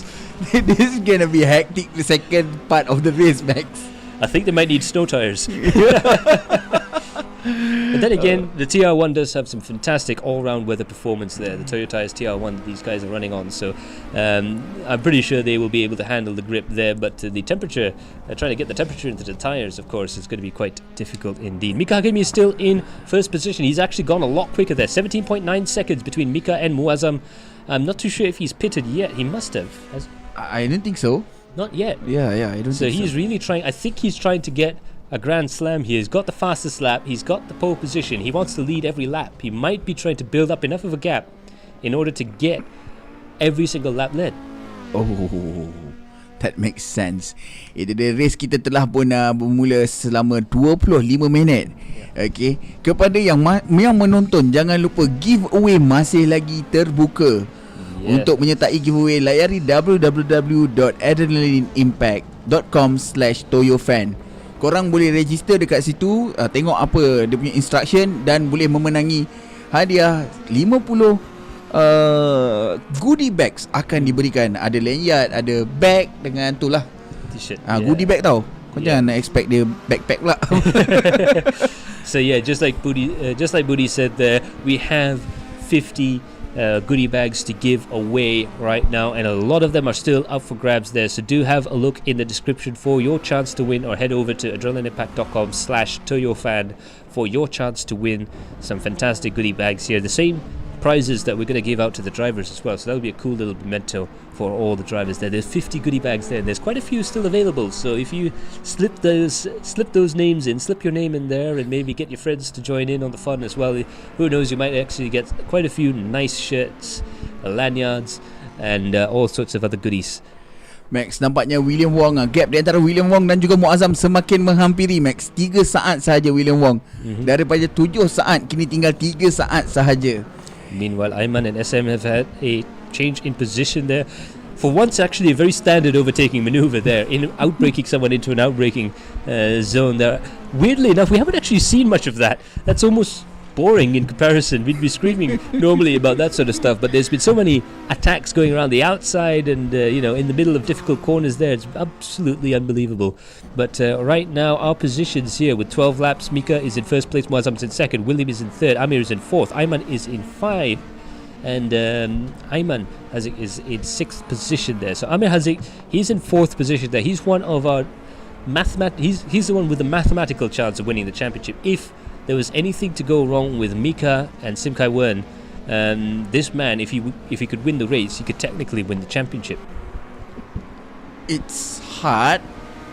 There's a lot of ifs, buts and maybes there, but I am not prepared to say that he hasn't got any chance at all, because we've seen much stranger things happen in the race there. Things happen eventually. In fact, Mika himself almost didn't finish the race the last time, so it could be touch and go. Itu dia. Kini Amir Hazik cuba untuk mendapatkan William 0.8 saat saja. William masih lagi mengejar Muazzam 3 saat saja di belakang. Nampaknya gap dia semakin lama semakin rapat. 3 saat. Genap tu 3 saat tu Yeah. And it's unbelievable stuff now. I think with my calculations, Mika would need to have between 22 and 24 seconds in the pits in order to make a pit stop while still remaining in the lead. Yeah. So he's going for total domination here. There is, before I explain, there is this concept of a Grand Slam in motor racing. So you get a hat trick if you win from pole position with the fastest lap. But if you can win from pole position with the fastest lap and lead every single lap, is what we call a Grand Slam, and there's very few of them in Formula 1, and there's I think only 15 or 16 times that it's ever happened in Formula 1, and that's over 1,000 races, so you can tell it's very, very rare, and with a series this competitive, it will be something special if Mika can pull it off. Mika has done every single thing to make it. Almost tak masuk pit juga. Dan 2:10.484. So Mika's just had another fastest lap there. 2 minutes 10 seconds .484. He's gone another tenth of a second faster.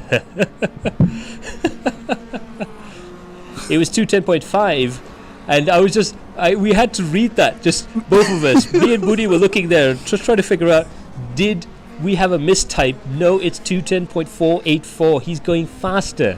Now, towards the end of his stint, he's wearing his tyres out, and yet he's still going faster. yeah, I thought he has to go to the pit. Yeah. It looks like his tyres are just as good as ever. Yeah. Just goes to show, if you're a really skilled driver, those Toyo TR1s really last a long time. Oh my god. Itu dia William Wong satu saat saja Max gap di antara dia dan juga Muazzam. Nampak je William Wong akan berjaya untuk merapatkan kedudukannya dalam masa mungkin satu lap saja daripada sekarang. Yeah, this battle is really chasing after Muazzam at the moment. I'm not too sure what the best thing to do for Muazzam. Is it to go into the pits or to stay out there and just withstand the onslaught? Because Muazzam's got William, he's got Amir that we're on board with right now. You can see again, fantastic driver cam footage all throughout the race there from the guys here, and you can see his concentration levels. Both of these drivers are really desperate to try and get past Muazzam at the moment there, and you can see that he was in second place for a very long time, and he was actually able to defend that position a couple of times there, causing William and a couple of the other drivers to back right off. But now coming through these the 130R, they're getting closer and closer to each other there. Of course, if William and Amir start battling with each other, they're going to slow down as well, and that's going to give Muazzam just another break. So it's very difficult. This is the whoa! That's a spin there. That's a little bit of a hook there. They got a little bit too close coming through the Casio triangle. 2 into 1 does not fit through there. It really is a one-line corner there. But very, very, very dramatic stuff there. Muazzam does go into the pits. I suspected this. He is going into the pits right now. He knows that he's being caught hand over fist, so he's going to jump into the pits, get some fresh tyres, and go out there and hopefully have their tyres up to temperature for when everyone else pits. Wow, Max, saya masih terkejut lagi dengan apa yang berlaku di Chicken tadi, Max. Ia sangat menakutkan. Itu dia. Kini semua memasuki pit nampaknya. Aiman Hakim, Aiman Haziq, SM Fahmi. Yeah. SM Fauzi, Iqbal, Muazzam, Aiman, everybody. Aiman Hakim, Aiman Haziq, Simkai Word just went into the pits there. So Muazzam has got the right idea. He went into the pits first, but it looks like everyone else has followed him. So they've obviously noticed that he's gone into the pits, and they want to try and neutralize any advantage by pitting at the same time as him. And they, I think, feel that they've got the chance there. William Wong and Amir Haziq is still battling, coming down towards the braking zone here. Let's see. William is now in second place, but they both need to pit. Going around the outside there, Amir Haziq just getting a little bit wide there. He's going to try and cut in on the inside, going around the corner here. This is going to be a braking zone going down in towards Spoon Curve there. They're going to go side by side there. It looks like William just about able to hang on to that inside line in the corner there, but he's got Aiman right behind Amir right behind him. Amir Haziq, they touch.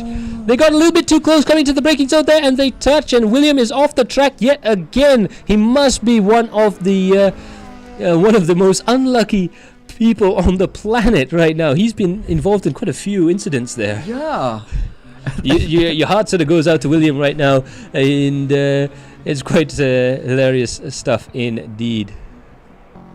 I would say William has done a good job from berapa banyak kali dia dah accident, Mac. Yeah. But he's still in third position. Yeah. And they still have the pits to go through as well, and all the rest of that sort of stuff there. So there still might be a chance there to go through there. Muazzam's now down into 8th position. He's lost out quite badly once everything's said and done with the pit stops there, but he does have quite a few cars ahead, so he does have a chance to get the two Aimans. Aiman Haziq and Aiman Hakim are up ahead there. Simkai Wern is in 5th position. He's trying desperately to get back into the podium positions at least, and to try and get up there. Ikwan is up ahead there, although I think he is diving to the pits. Yes, he is right now. Simkai Wern will now be trying to catch up to William, who's in 3rd position. He's also in the pits. Let's see where he comes out. Will William be able to get out? No. Wern is in third position right now, so he's overtaken a couple of cars going past the pits there. His next target is going to be Amir, but Amir Hazik is very far ahead. He's in second position now, 29.5 seconds behind Mika Hakimi and 21.9 seconds ahead of Wern. So the gaps at the front of the lead have really opened up quite massively right now. So I think there's a couple of guys who still yet to pit, or can pit at least, up ahead there. So it'll be interesting to see how that settles itself out. But the battle between Ayman, Muazzam and William is still going on there. Ayman and Muazzam are very close together. I think they're going to have a big battle there. And Ayman Hakim's up ahead here. So this 3-car battle is still going to go on for quite some time. And the race tinggal 10 minit je, Max. 10 minit akan menentukan siapa yang akan membawa pulang cash prize malam ni, Max. Itu dia. Bukan sikit sebenarnya cash prize yang kita pertandingkan pada malam ni, Max. RM5,000 yang dipertandingkan pada malam ini. Itu full price tau. Bukan seorang buat balik RM5,000 Itu full price, guys. Okay, jadi RM5,000 dipertaruhkan malam ni untuk pemenang, untuk yang menjuarai dia tu. Itu dia. Nampaknya Mika Hakimi masuk ke pit, Max. 30 seconds there. Let's see if he can come into the pits and out again. He's gone for a very late pit stop. Of course, the later you do your pit stop, the bigger the gaps are, the less penalty you get effectively for going into the pits. So he's gone into the pits. He's had to reverse in the pits there. He had a perfect race until that point there. We did not expect that. That just doesn't add up to me, Max. He had an absolutely perfect race there, but he had to reposition his car into the pits. I guess even the best are not perfect, but he's managed to come back out, and he has managed to keep himself up into first position. Amir had to go into the pits there, so realistically Mika was racing Wern there in third position, and I think he's going to go for that Grand Slam. He's going to lead every single lap of the race, which would be an incredible achievement. Itu dia. Di race yang terakhir, Max, Mika berjaya membuat apa namanya, Grand Slam, Max. Itu satu achievement yang sukar untuk kita lakukan sebenarnya. Memerlukan konsentrasi dan juga pemanduan yang sangat bagus. Tapi pit tadi tu, memang insiden dekat pit tadi tu memang saya pun macam pening juga. Saya lost word dekat situ. It was totally perfect after they went into there. You had to back up again. It's like langsung. That doesn't add up to me lah. But I mean, it's a legendary performance there for Mika. It's unbelievable. We have not seen a Grand Slam in AI racing in any form throughout the course. It happened here. Yeah. So this is going to be absolutely unbelievable stuff there. Of course, knock on wood, because there's still 8 minutes to go there, and of course anything can happen. If he short fuels the car, he hasn't got enough time to go back into the pits again to refuel, for instance. So hopefully he's managed to get enough fuel in the car to get out there safe and sound. So kita ada lebih kurang dalam 4 lap sahaja lagi, Max, yang akan menentukan segalanya. Yes. Malam ini Wern dan juga Mika Hakimi masing-masing berada di posisi yang pertama dan juga posisi yang kedua. Diikuti Ayman Hakim sekarang berada di posisi yang ketiga, dan juga Ayman Hazik berada di posisi yang keempat. Ayman Hazik pula dikejar oleh Muazzam yang kini cuba untuk mendapatkan Ayman Hazik yang memandu jentera Audi RS3. But it's a brilliant race from Muazzam so far. I think this is one of his best races. Yeah, I do agree with you. He spent quite a long time in second position there. He really made that position his own for most of the race there. Unfortunately, he got caught out with the pit stops there. I think he just ran on worn out tyres for a little bit too long, lost a little bit too much pace there. But he's still in with a chance, theoretically, of getting at least fourth position through here. Dia masih lagi mempunyai peluang untuk berada di posisi-posisi yang atas malam ni, Max, nampaknya. Itu dia. Gap antara dia dan juga Ayman Hazik semakin lama macam semakin menjauh sikit, Max. Wih, dia tanpa rasa bersalah dia meloncat di situ. Terus menerus. Absolutely brilliant stuff there. I think even SM Fauzi had a fantastic race today. I do agree with you. So I believe the driver of the day stuff is on. Not. All right. So in any case, Mika Hakimi there in first position there. Right now we're looking at the battle for fourth position between Aiman, Hakim and Muazzam right now in fourth and fifth place. This is really going to be an exciting race through there. And it looks like they've managed to catch up with Aiman a little bit through this section here. So it'll be interesting to see how this goes, really diving through the corners there. And you can see actually they've managed to catch up quite a lot to Aiman. So this is going to be interesting. I think this battle for fourth position has just turned into a battle for third position. Aiman Hakim has lost quite a bit of time going through there, through the Esses there. I believe it was 5 seconds just a few handful of laps ago, but now it's down to 1.5 seconds between Aiman Hakim and Aiman Haziq. And so this battle for fourth position, like I said, it's, I think, going to be a battle for third. Nampak gayanya masing-masing driving lebih agresif nampaknya guys Max. Semakin lama semakin agresif pemanduan masing-masing, melompat di sana sini nampaknya. Yeah. And it was like, okay, aku dah tukar tayar so I can do everything. Yep. I got only 5 minutes left, so here goes nothing. Yeah. That's what I'm thinking. Absolutely. Right now you can see that looking at the gaps there, they're still basically steady right now, but for sure now they're going to be starting to look at the real-time display. You can see that Muazzam running it just a little bit wide through there. I think everyone's been quite wide through that section throughout the course of the race, but coming down towards the back straight here, it's going to be difficult to try and make any moves work, but if it does happen, it's going to be very exciting. Mika Hakimi there going down to 15th. Mika Hakimi, Max, 2 minit 10.152 saat, Max. Goodness gracious me, that is an unbelievable lap time there. 2:10.152 for Mika Hakimi. Unbelievable stuff there. That is record setting pace around this racetrack at the moment there. He is lapping as quick as a TCR car. He's just doing it. He's just doing it. He's getting faster and faster. Unbelievable stuff there. 2 minutes 10.152 seconds. He's shaved, I believe, 0.4 of a second. 4.2 in fact. 4.3. 4.448. 4.3. Yeah. So it's almost 0.5 of a second that he's shaved off in that last. What does he eat? I think he don't eat rice lah. That's why he fast lah. This one. This is too fast, man. This is like too fast. You know how fast he is? Okay, let me tell you guys how fast he is. The fastest here right now is one is Mika. The second one is 2:10.684, which is Aiman Haziq. Oh, we got Muazzam 2:10.5. Wow, Muazzam's gone really quick there. Yeah, fantastic lap time there from Muazzam. That's another thing. 2:10's really quick around here. Unbelievably so. We were expecting 2 minute 12 second lap times, but the lap times have gone down through the floor. 2:12 is the average. Yeah. But now everybody was like, okay, 2:10 is okay. Then suddenly Mika coming like, okay, I do 2:10.152 lah. Wow, unbelievable stuff there. We're having a look at Mika now coming across the line here, and it looks like he might even be faster. You never know. I think he's out there literally just hot lapping. It's almost like a private test session for him at the moment. Yeah, coming down the line here. Let's have a look at it. It's 2:10.509. Still incredibly fast there.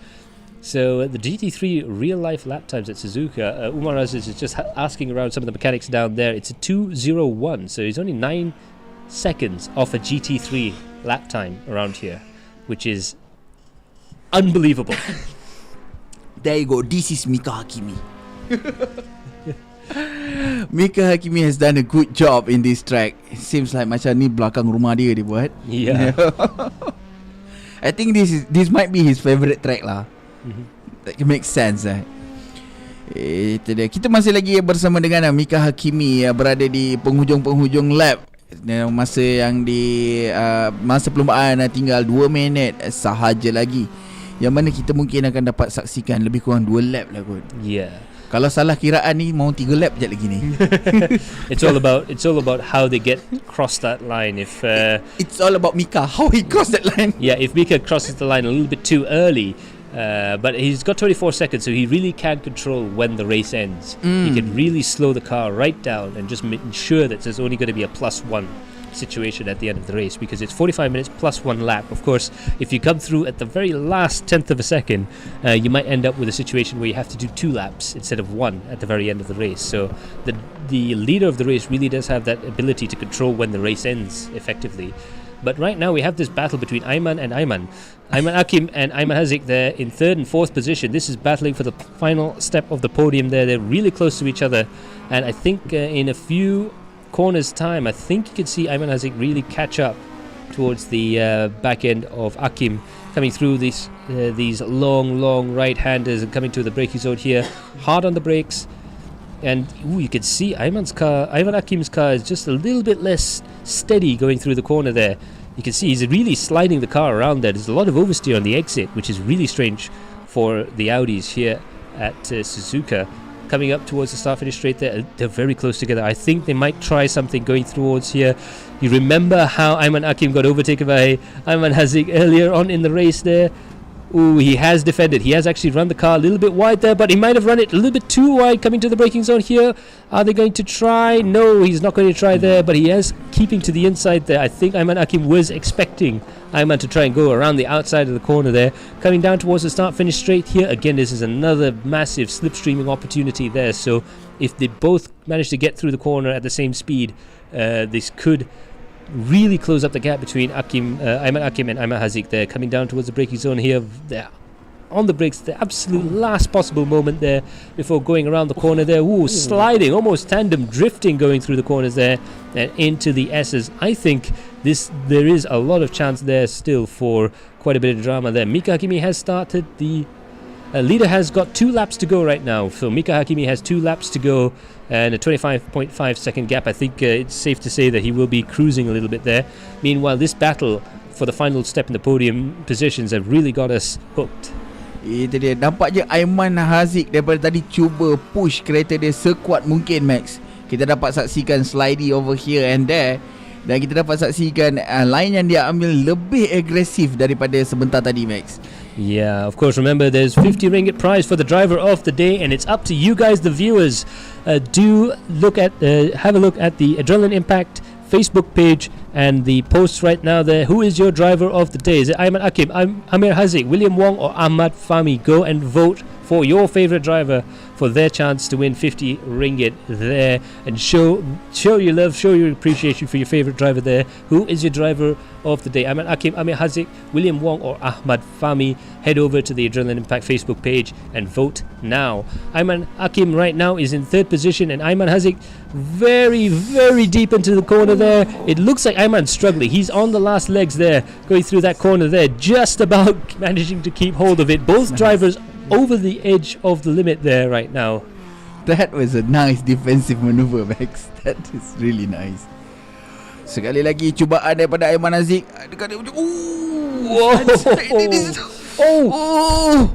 Coming into the braking zone there. It looks like they just about managed to defend. Oh my goodness. Oh no, but he's run wide. Ayman Hakim's run wide there. That's going to give a huge chance there to Ayman. He has to muscle his way around the outside there. They are nose to tail right now. You can just about read the road tax on the windscreen on that car. That's how close they are. Coming down towards the straight there. Ayman Hakim trying to break the toe of Ayman Hazik coming into the braking zone here. This is the final lap of the race, guys. Mika Hakimi halfway around the lap already, but these guys are still battling quite hard. And look, it looks like Hakim's gone a little bit wide there. You can tell the car ahead here has a lot less grip than the car behind.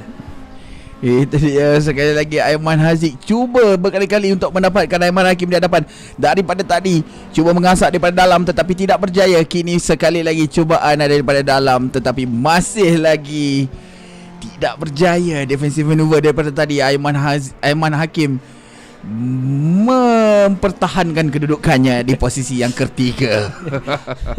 That's the thing. This battle has got us caught up there because at a couple of moments there you could just about sense that the driver wants to go out and Ayman Hazik wants to go out and try and overtake as much as possible there. That battle is going to go all the way to the end there. Meanwhile, Mika Hakimi is serenely going on there, coming to the braking zone here. Ooh, they're just a little bit sideways. They're going to go side by side. Ayman Hakim tries to go on the inside. He's going to defend. That's fantastic there from Ayman Hakim. He's parked that car on the apex, and Ayman Haziq has to drive around Ayman Hakim. He has to take the long way around through there, but you could tell that there's so much grip, so much extra grip there. Meanwhile, Mika Hakimi is coming up towards the line there. He's only got 3 more corners to go before he is provisionally at least the champion of the Toyo Tyre Super Street Series.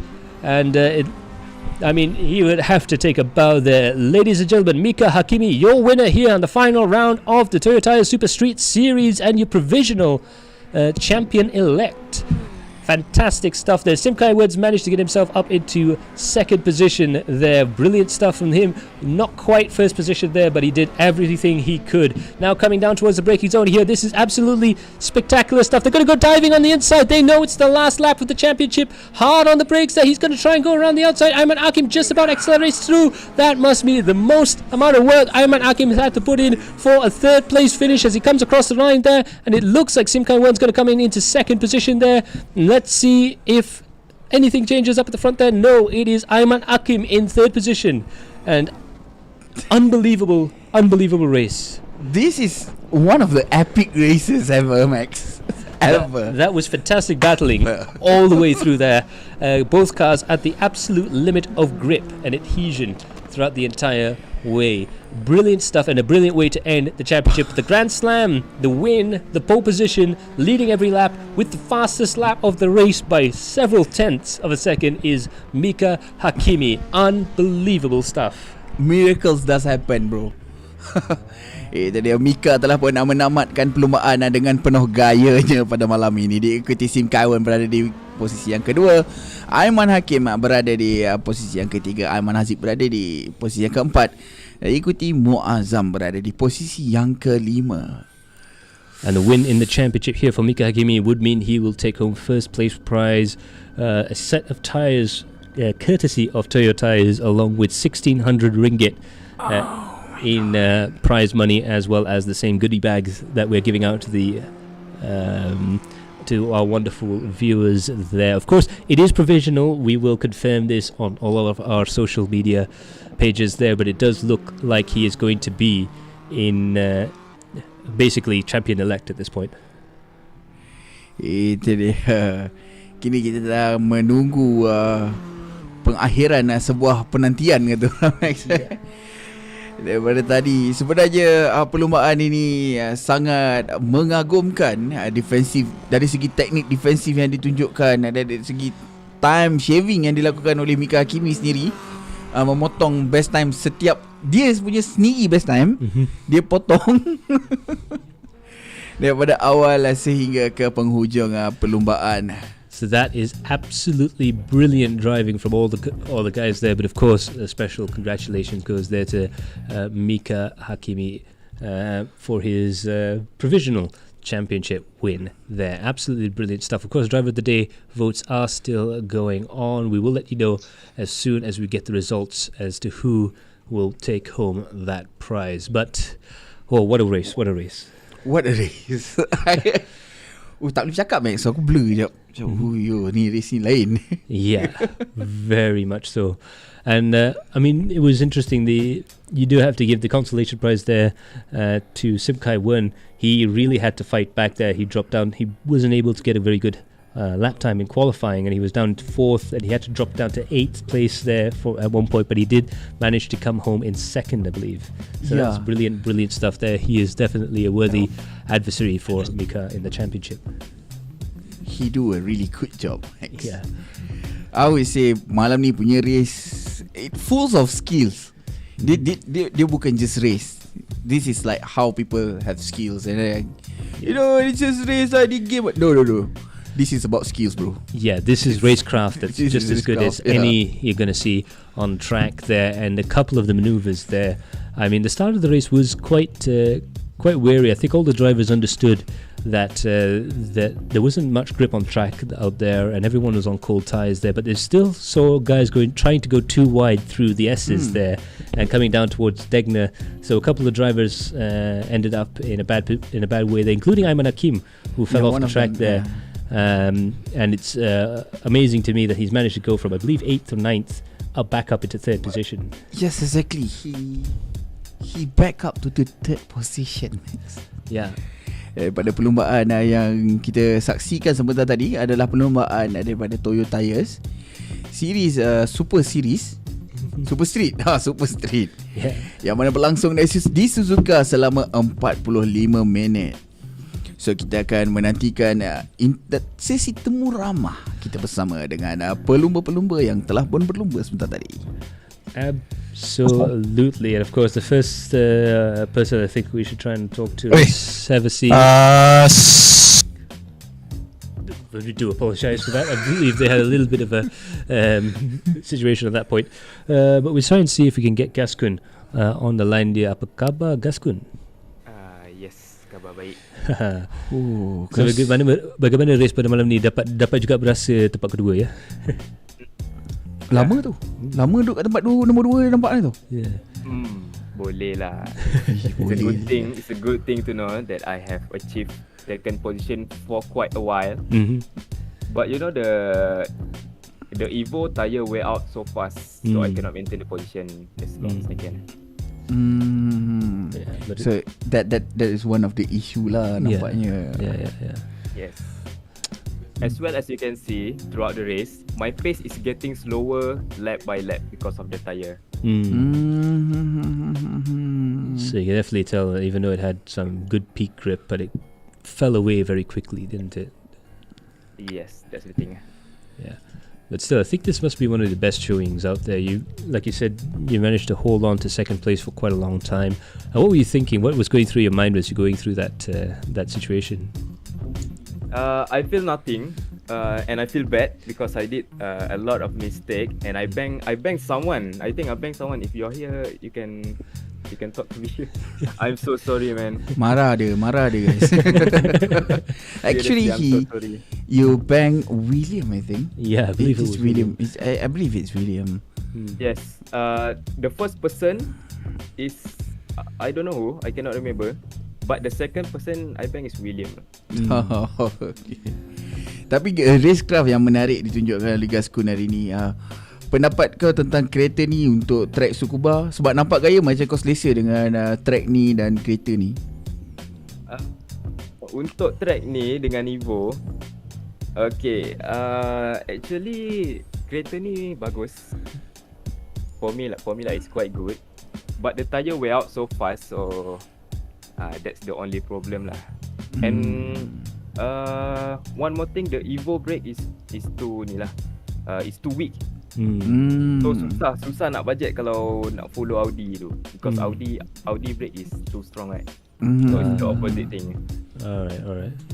So yeah, that's the biggest biggest issue lah. Is that but if you are do things like trail braking with Evo, it's easier than Audi lah.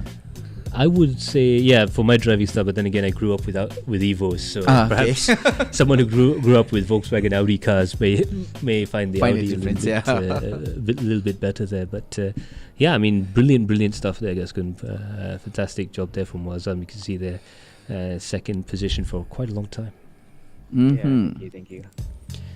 So yeah, now let's have a look and see if we could get to another driver there. Let's see if we could get a hold of Ayman Haziq there. Are you? Yeah, alright. I'm here. Alright. Alright. So how do you find the race there? It seemed to be quite a dramatic one. Chaotic. Not a fun race for me overall, man. Taken out twice, I think. Yeah, it was. The first one is really the second one I noticed. I checked back the pace. It's the lag. I don't know, for some reason to this race, right, the server lags a bit. When you race someone, you can see the car like jerking forward, backwards. Yeah, for today's race. Yeah, so we did notice a couple of rather strange incidents, because you normally. You don't normally find yourself in that position there, but I think a couple of the drivers as well, not just yourself, but I believe Ayman Hakim also has not had the easiest time, shall we say, throughout the course of the race. Correct. Yep.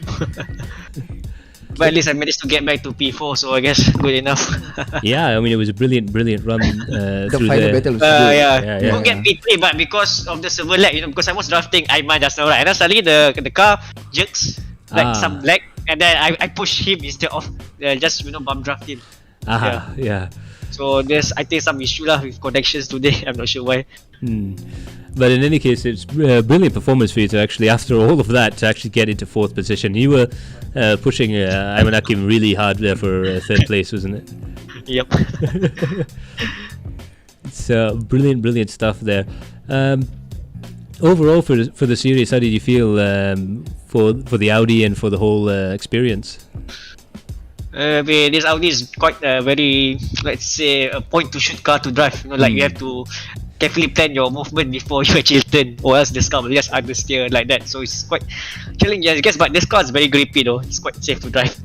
Just that it's very understeery sometimes. So yeah, I mean, you can see in the Suzuka race, right? The Evo catches on the corner so fast. Yeah. But once on the straight, it goes away. So it was quite an interesting battle to see. Absolutely, we've had a lot of fun watching you throughout the course of this championship. Hopefully you'll join us for the next one. Thank you so much for joining us. Thank you for hosting this race. All right there. So now we're going to see if we can get a hold of Ayman Hazik is up there in the top corner there. Could we? Amir Hazik, sorry, I do apologize. Amir Hazik is up there. Can you hear us? Yeah, I can hear you guys loud and clear. Awesome stuff. So how did you find the race? How do you find Suzuka with these cars? Exasperating, to say the least. Yeah. I mean, not gonna lie, it was quite exasperating to just trail people and then just can't find a bloody way to go through. You're gonna have to like make a room, or you just have to barge people out of the way slightly just to make it through. So really, it's fun to drive around all by yourself, but not really a fun circuit to race on, you know. Yeah, I mean, these are fairly large cars to be going around here as well, to be fair.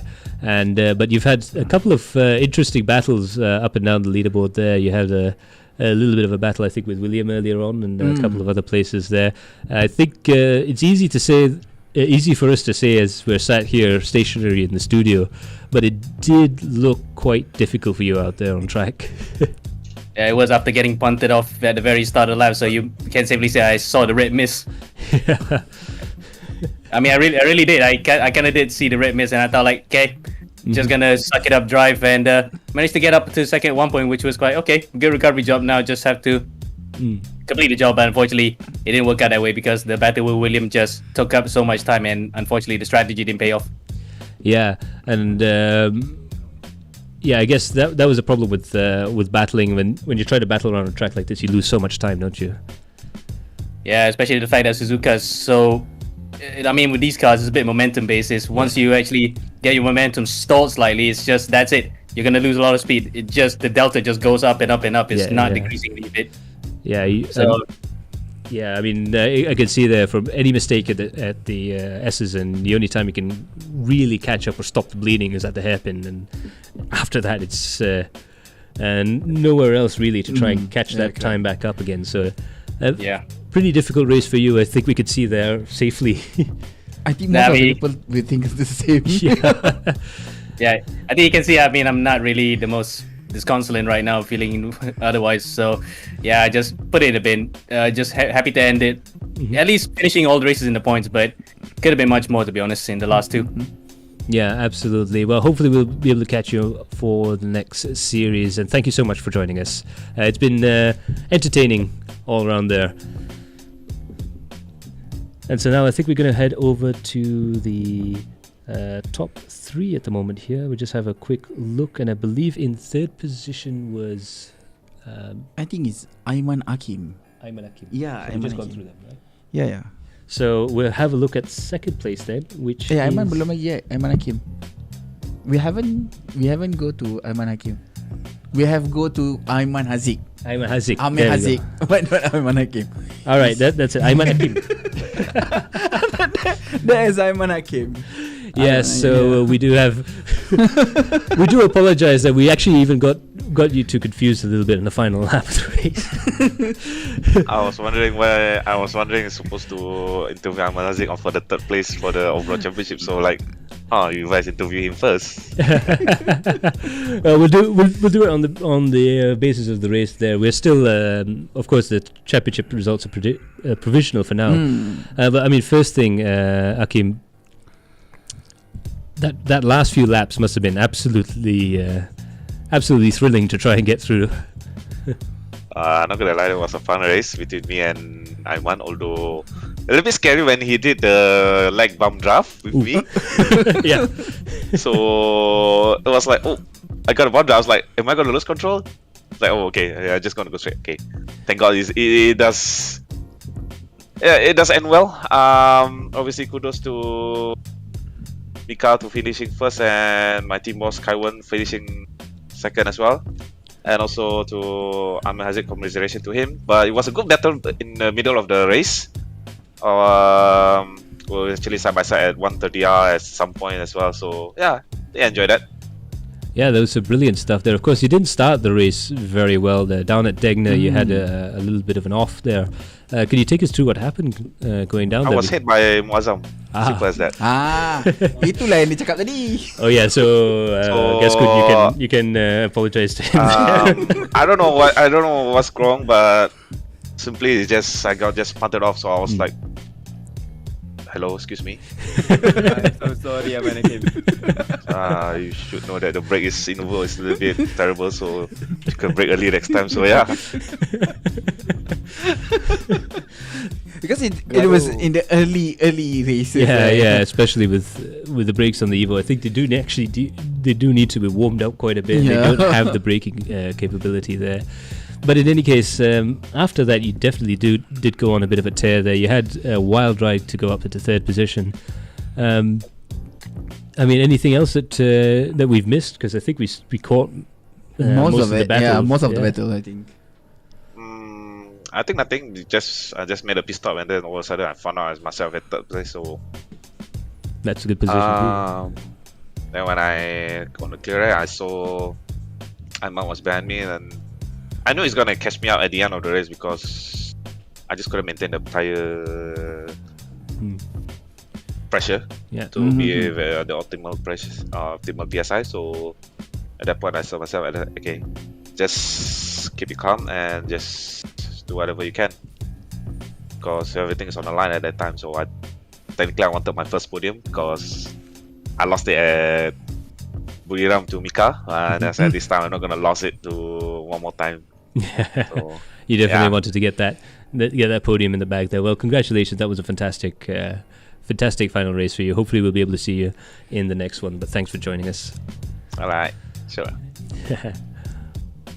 Awesome stuff there. And also we just got some news that Amir Haziq has in fact got drive of the day. So congratulations to Amir Haziq there. He does bring 50 ringgit of cash prize, I think.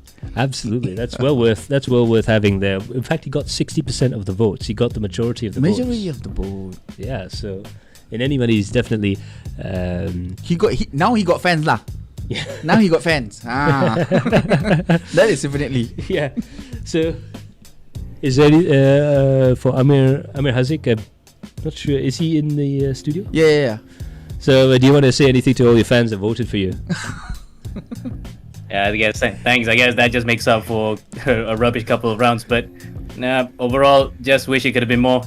Just wanted to win driver of the day and get the results. So at least got half of it. So I thank everybody for voting, I guess. So it's really appreciated. You know, it makes me much happier now. All right, congratulations. Now that's taken the edge of that. But I mean, you drove well. It's just I guess circumstances in that situation there. But congratulations. Yeah, cheers. Thanks, guys. Yeah, awesome. Yeah. Awesome. Look at it for a second because got some messages coming in on that driver today. Yeah. So awesome stuff indeed. As we go through the list here, I'm just having to look over across there. I believe we'll have a quick look and see if we can talk to Vlachi Mitchell. That's William, I believe. William Wong. Yes, so we'll see if we could chat with William Wong before we get to second place there. I've been told to try and talk to as many of you guys as possible. So we'll try and do that. So William, how was the race for you? Oh, hi. The race was quite pressuring for me. Stand on this, I think this is the best race overall of the 4 rounds. This is the best one, I think. I think up here we all can learn a lot the racecraft and what to do, what not to do lah. Yeah, there was. So yeah. I think this is the most competitive one so far lah. Yeah. I feel. Yeah. Yeah, because we can see a lot of cars is actually like macam rapat-rapat. Everybody is like close to each other. Yeah, It's not like long kind of gaps. You know, some tracks is like okay, this pack, but this race is like everybody is in one pack. We can see that. Yeah, I mean, pretty much. I mean, there was one glaring driver missing from that pack in a positive way there. But in any case, just watching your replay here at the start of the lap, we've noticed that. I mean, the Audi does appear to be a fairly large car to try and squeeze through Suzuka circuit. How did you find the car, just the car on the track, how it handled and how it fit through the track? The car at the stock condition will be very unpredictable. It bites a lot and it's pretty much difficult to get a hang of the car on the track. So we have to, I think most of the drivers here, they spend hours and hours try to tune the car to their driving style. It's not an easy task. Yeah. Compared to the Evo, I think Evo is more grip. The Audi will be more sliding. Yeah. And also, I think you're the third driver in a row that we've talked to that had held that second position, especially through the start of the race. How was that feeling getting up there to second position and actually holding it for quite some time? Quite sometimes. I think that shouldn't be the case. I actually accidentally hit on, I think it's Ayman Haziq. I should say sorry to him. I should have braked earlier instead of hitting him out because he's actually on the P2 at that time.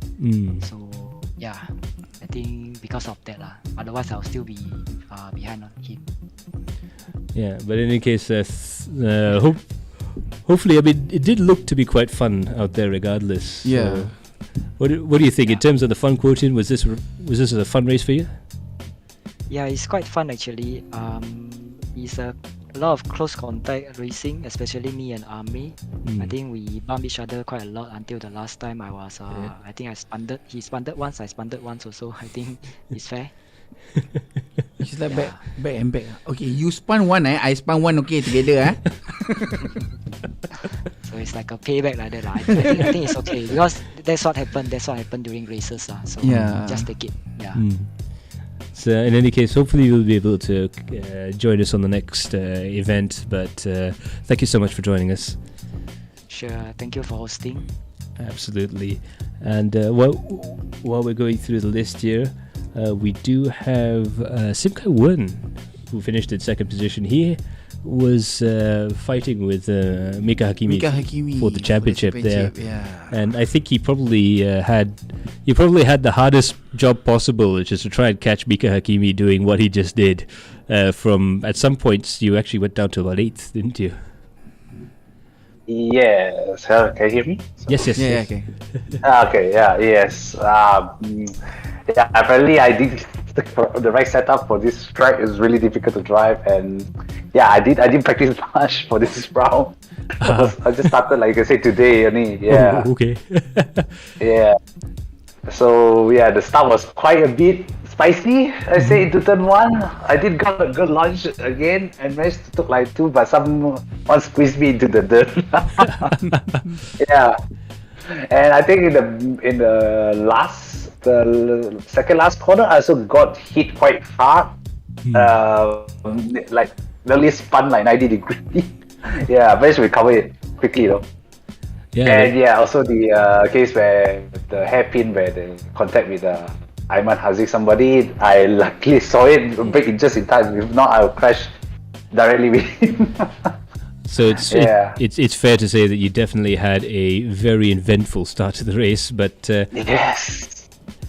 But I mean, you did manage to get yourself back up into second position. But what were you thinking at that point? Were you thinking, is it over, or are you just pushing? I tried to push earlier, but then I noticed the car has suffered front and rear damage heavily.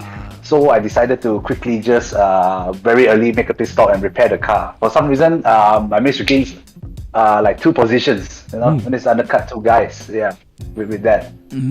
All right, so that's the extreme. So maybe jump to I think it was P3 up to P3. Yeah. So that's fantastic stuff. On our screens, you did in fact get up into second place there at the end. I think it's fair to say that you did everything you possibly could to try and catch Mika, but because it's too fast already. Yeah. It was like almost a second lap faster than me already. Yeah. Yeah. He keep on doing faster lap, and fastest lap. That is what Mika done just now. What you have done is actually, this is the what we call that lah. Inilah kalau a good pit stop strategy, you can win the race. This is what happened. Yeah, usually that's what happens. But I think with Mika driving off into the sunset there through this race, I mean, did it occur to your mind that you could possibly even try and catch him at all throughout the course of the race, or did you just decide that perhaps second is... The thing is, it's just too far. It's like almost 25 seconds ahead of me. It's like, no. Yeah, even though he make a pit stop, drive through, he still be leading. Yeah, that's true. Yeah. So yeah, thank you so much, Suzuka, and hopefully you'll get up into that second place there. Incidentally, P2 does get you $1,200. Yeah, as well as some ties. I think it was ties for the top 3 as well. So do enjoy that, and hopefully we'll see you for the next championship. Right, thanks for hosting this race. Thank you so much. And of course, before we get too far into the stream, I think it's best to have a chat with our champion-elect. Yeah. So Mika Hakimi, of course, manager for the team as well for Blue Steel Racing, where you were battling with Simkai Wern there for the championship. Well, I really want to ask you something technical, but all me and Budi want to ask you is, what did you eat for breakfast today? You don't eat nasi, right? I skipped breakfast today. There you go. I slept. You need to be light. But I do believe that if you start your day off, good, the rest of your day will be good. So this morning I woke up. I was like, okay, fun around. I cannot let anything bother me today. People want to start fight. I immediately just no time to deal with it today. So that's really the way you should go about life, really. Yeah. I mean, I don't know. To me, the start of my day is very important. If I wake up if I wake up then I step on my cat or whatever, then the rest of my day will be bad lah. So this morning I just it's a mindset thing. Like you know how in real car racing or whatever sport it is, physical fitness is the most important thing. You got to be fit. You got to be have a lot of stamina and everything. But I do strongly believe that in esports, your biggest asset is your mind. You have to have a really strong mental fitness, and I've been working on it quite a bit. Obviously, I race for Jota and Brabham now, so they put a lot more emphasis on that. I've been working on a lot of stuff, and it's been helping out quite a lot. So it's been a fun championship actually. I appreciate Adrenaline Impact for hosting this. I've had a lot of fun. Lap 2 was not fun though, or lap 3. I went off into the gravel. That was a bit scary, and I missed my pit stop. So nobody's perfect. I had to reverse. I mean, I would like to say that we missed that, but we didn't. My friend on Discord was telling me, he was like, "Oh, they caught you reversing on stream." And I was like, "No." The pit stop incident was like, huh? Well, it just goes to show that nobody's perfect. But I believe. I mean, we've been doing this for quite some time, 3 years I think now. This is the first time we've had a Grand Slam in one of our races. So really, leading every lap, fastest lap, pole, the works. Ooh. So I mean, well, first of all, congratulations, and secondly, I'm going to be trying to see if you've got a replay somewhere out there so I can see what your lines are on the track.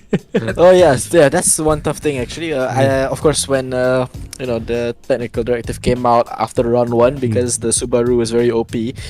Obviously, you have to try out all the cars again, because now you don't know what's the best. And I heard some of them were mentioning the brakes were a bit different on the Evo compared to the Audi. I didn't feel like they were different. I just felt like to achieve what you want, you gotta kind of do something a bit different with the car. And obviously every car is built slightly differently.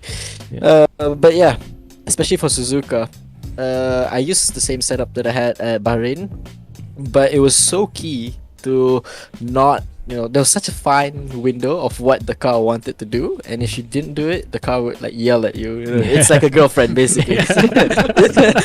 So for Suzuka specifically, it was like a very angry wife. A small window of like things you can do, things you can't do, things you can say, things you cannot say, and I think lap 2 or lap 3, I was like, I got a bit too confident, and I was like, okay, maybe I can do this, and then immediately it slapped me in the face. So it was, but it's Suzuka's, even up to F1, it's known as a driver track. You have to be very smooth and precise with how you move the car around.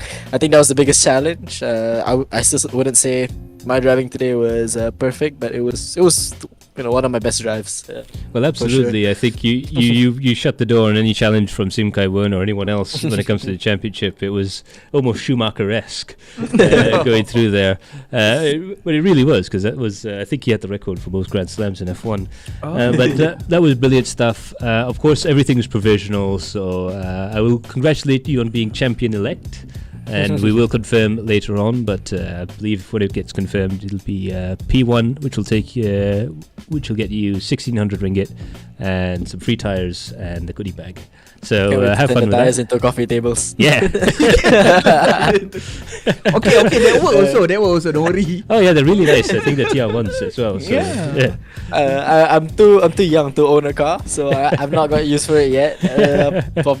My room will have some pretty nice coffee tables now. But I mean, just want to take the time to say thank you to everyone behind the scenes. Without you guys, this championship wouldn't be possible. With the backing of Toyo, with the organization of Adrenaline Impact, everything's been really good. So just want to say thank you to all of you guys. For all the time and money you guys invest in bringing up the Malaysian sim racing community, because I do feel like it's very important for Malaysia to have a good sim racing community, for motorsports in general to be a bit bigger here, have a bigger fan base. And of course, thank you to my team, Blue Steel Racing, as well. Everybody, always working together with practice and everything. Me and Wern are actually the team managers of Blue Steel, and it's kind of nice to see both of us fight for the championship. We are scouting drivers, so if you're interested, do talk to me. Team's getting a bit stretched now with all the stuff we do, so new drivers would be welcome. and also a pit lane reporters just sent us a message saying waiting to see him in the next series. So iRacing, yeah. I'm quite interested to join that. I'm not doing TGR this year, unfortunately, so at least I've got more time to do sim racing, at least have a bit of fun. Yeah, absolutely. We'll definitely be looking forward to seeing you wherever you may go next. But congratulations, and have fun with the tires. Fun with the tires. Okay, that works. I'll show you guys pictures of them being a coffee table. Absolutely, yeah. I'm gonna have to go over to your house if you don't send them to me. I'd invite you guys to have coffee at my house. 4 table, 4 people, come. Absolutely. Thank you so much for joining us, and congratulations to the whole Blue Steel Racing crew. Thank you. Thank you. And see you guys for the next one, I guess. Absolutely, see you guys. And so we have a couple of other guys there. Danny Bear is from memory. Danish Aznita. I think that's Kebe. Oh, Iqbal. Oh, yeah. So I do apologize because the names on Discord are different from the names. So Danish Aznita, just want to get through as many of the drivers as I can in Discord to wrap up this championship. So Danish, first of all, apa khabar? Khabar baik. So apa pengalaman untuk race dalam championship ni pada kali ni? You can see that I'm struggling. Almost every place I'm last. Well, senang cerita, my PC is too old for this lah. Ada FPS drop macam mana? 30 FPS at best. And then bila everyone datang drop lah sampai 15 ke 20 ke. Of course itu semua alasan. Kalau PC laju pun tak laju juga. Baiklah, kalau FPS drop pun can be difficult. Yeah. The main thing is I pakai 780 Ti, so that's already very very old. Yeah. So maybe more boleh kirakan either more optimization or a better graphics card should be in your future. But apart from that, Kau rasa series ni fun experience ke? Absolutely lah. Kita boleh belajar daripada top driver kan, macam mana diorang drive, macam mana kita nak elak, macam mana nak bagi make way for someone faster. Macam tu lah. But it is basically a good experience lah kan. Ya, betul. The whole throughout the whole race. Tapi kau habiskan semua race kan? Yep. Yeah, that's the main Mana thing. boleh exit tengah-tengah jalan. Yeah, that's what we want to hear. Itu memang boleh kirakan racing spirit. That is what we want. Yeah. We don't care wherever we are. Cari rumah sewa kat belakang pun it doesn't matter. Yang penting habis race lah. Kita start dengan rumah sewa. Lepas kita beli rumah single story. Then we move up. Lepas tu kita cek sayur kalau ada. Tapi aku rasa dengan Budi, bersihkan track sekali. Tapi dengan Budi ataupun saya sekali pun, saya ingat my first race dengan AC, sebab saya keluar daripada sim racing untuk 3-4 tahun. The first race back, sebab budget saya pun boleh dikirakan agak kurang. Saya pakai Ryzen 3200G dengan inbuilt graphic. Serius oh. Graphic card belum sampai.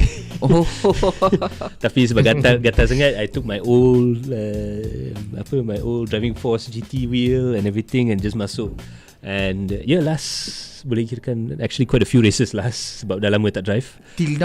Up till now, every single race that I join, I will be at last pack. But I don't give a damn.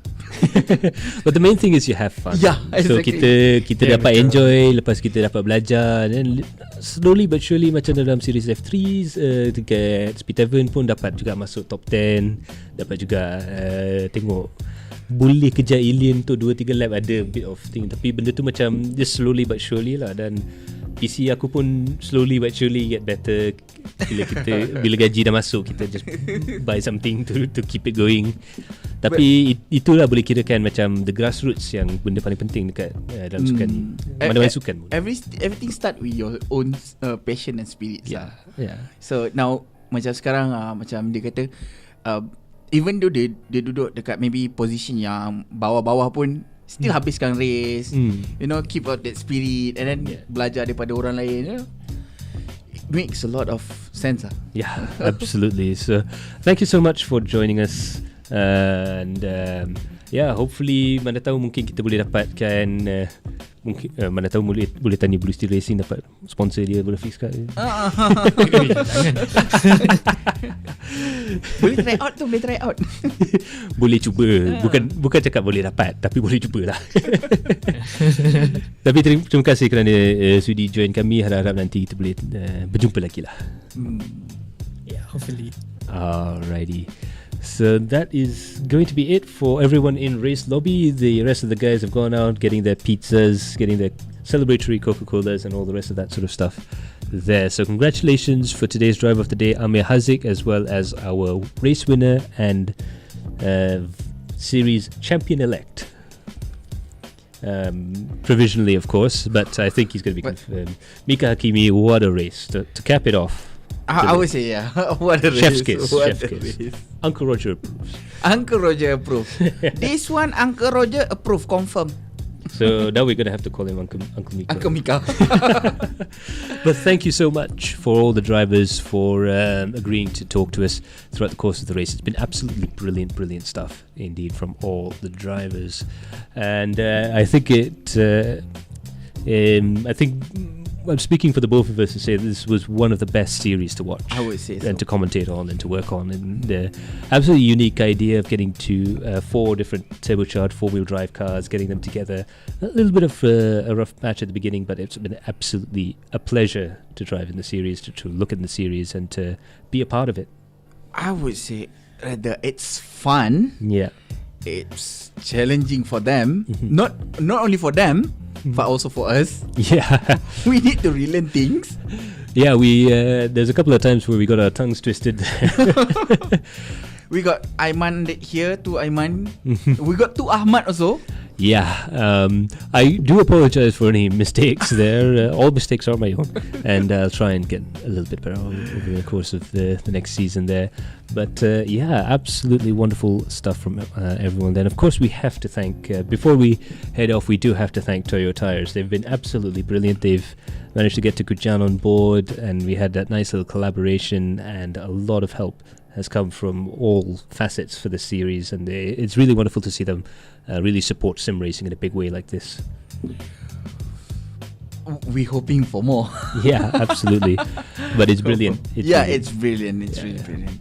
So it's fantastic. It's absolutely wonderful there. So thank you so much to Toyo Tyres, and of course to Galeri Kereta and Galeri Kereta and DSF. I do apologize for their help in supporting the broadcasts and supporting the media side of things. Thank you so much for joining us, and also thank you so much to our team behind the scenes, to our server master Roselle, to our director Umar Aziz, our producer Carol Alang, and also to some of our staff behind. We have Kelvin, we have Javier, we have a few other drivers, a few other people helping us out all around there. We also have a big shout out to Gajira, who's put a lot of effort into trying to BOP these cars there.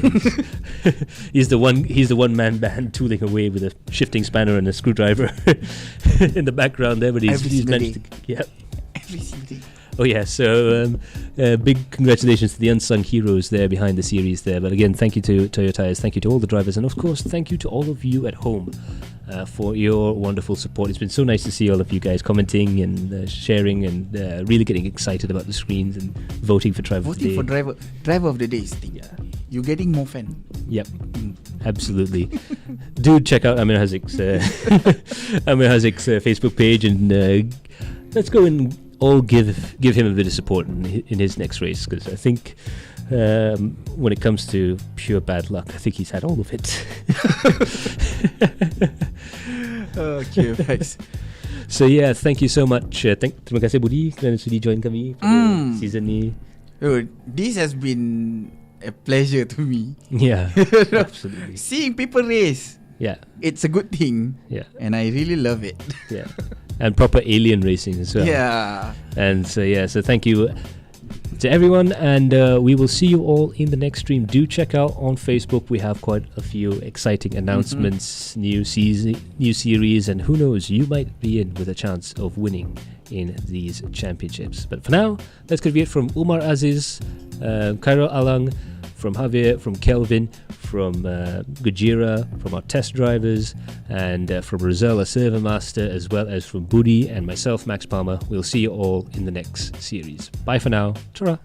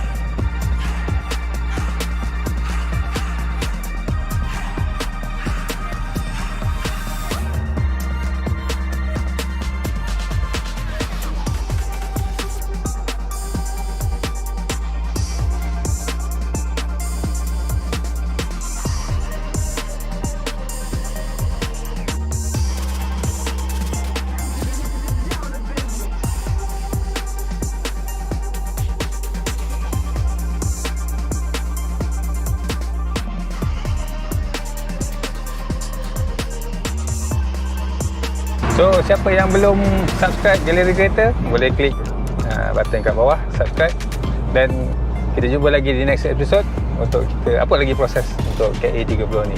Okay, see you, bye bye. Assalamualaikum.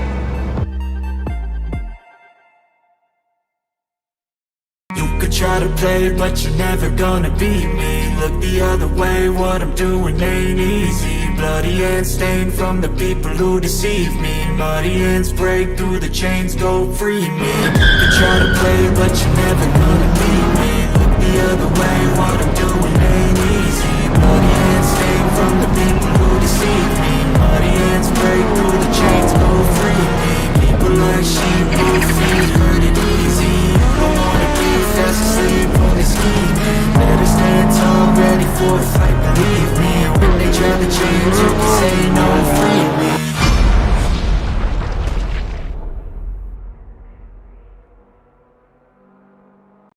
Hi, my name is Tengku Janle, Toyo Tyre's ambassador. And about a year ago, I did a review on the Proxus TR1 tyre on my GT86. Today, we have the Toyota Vios GRS, and the TR1 tyre is actually equipped as a OE tyre for this model. So what are the differences between an OE fitted tyre and a replacement tyre? Let's find out.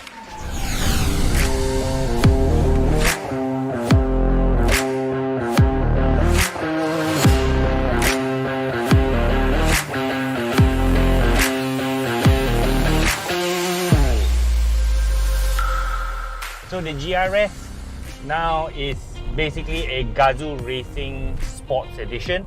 The choice of tyre would be a high performance tyre, and in this case it's the Toyo Proxus TR1 tyre.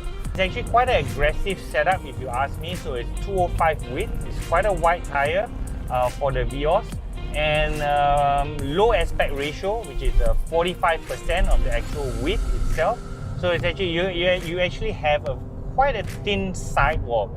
So all this, so wider tire, thinner sidewalls actually promote a lot more, for example, road noise and harshness. But the benefit that you get out of it is of course the response, because you've got less rubber flexing from the sidewalls, and of course you've got a wider contact patch with the 205 tire to provide you that grip. I hope this information has been helpful, and please stay safe, drive safe.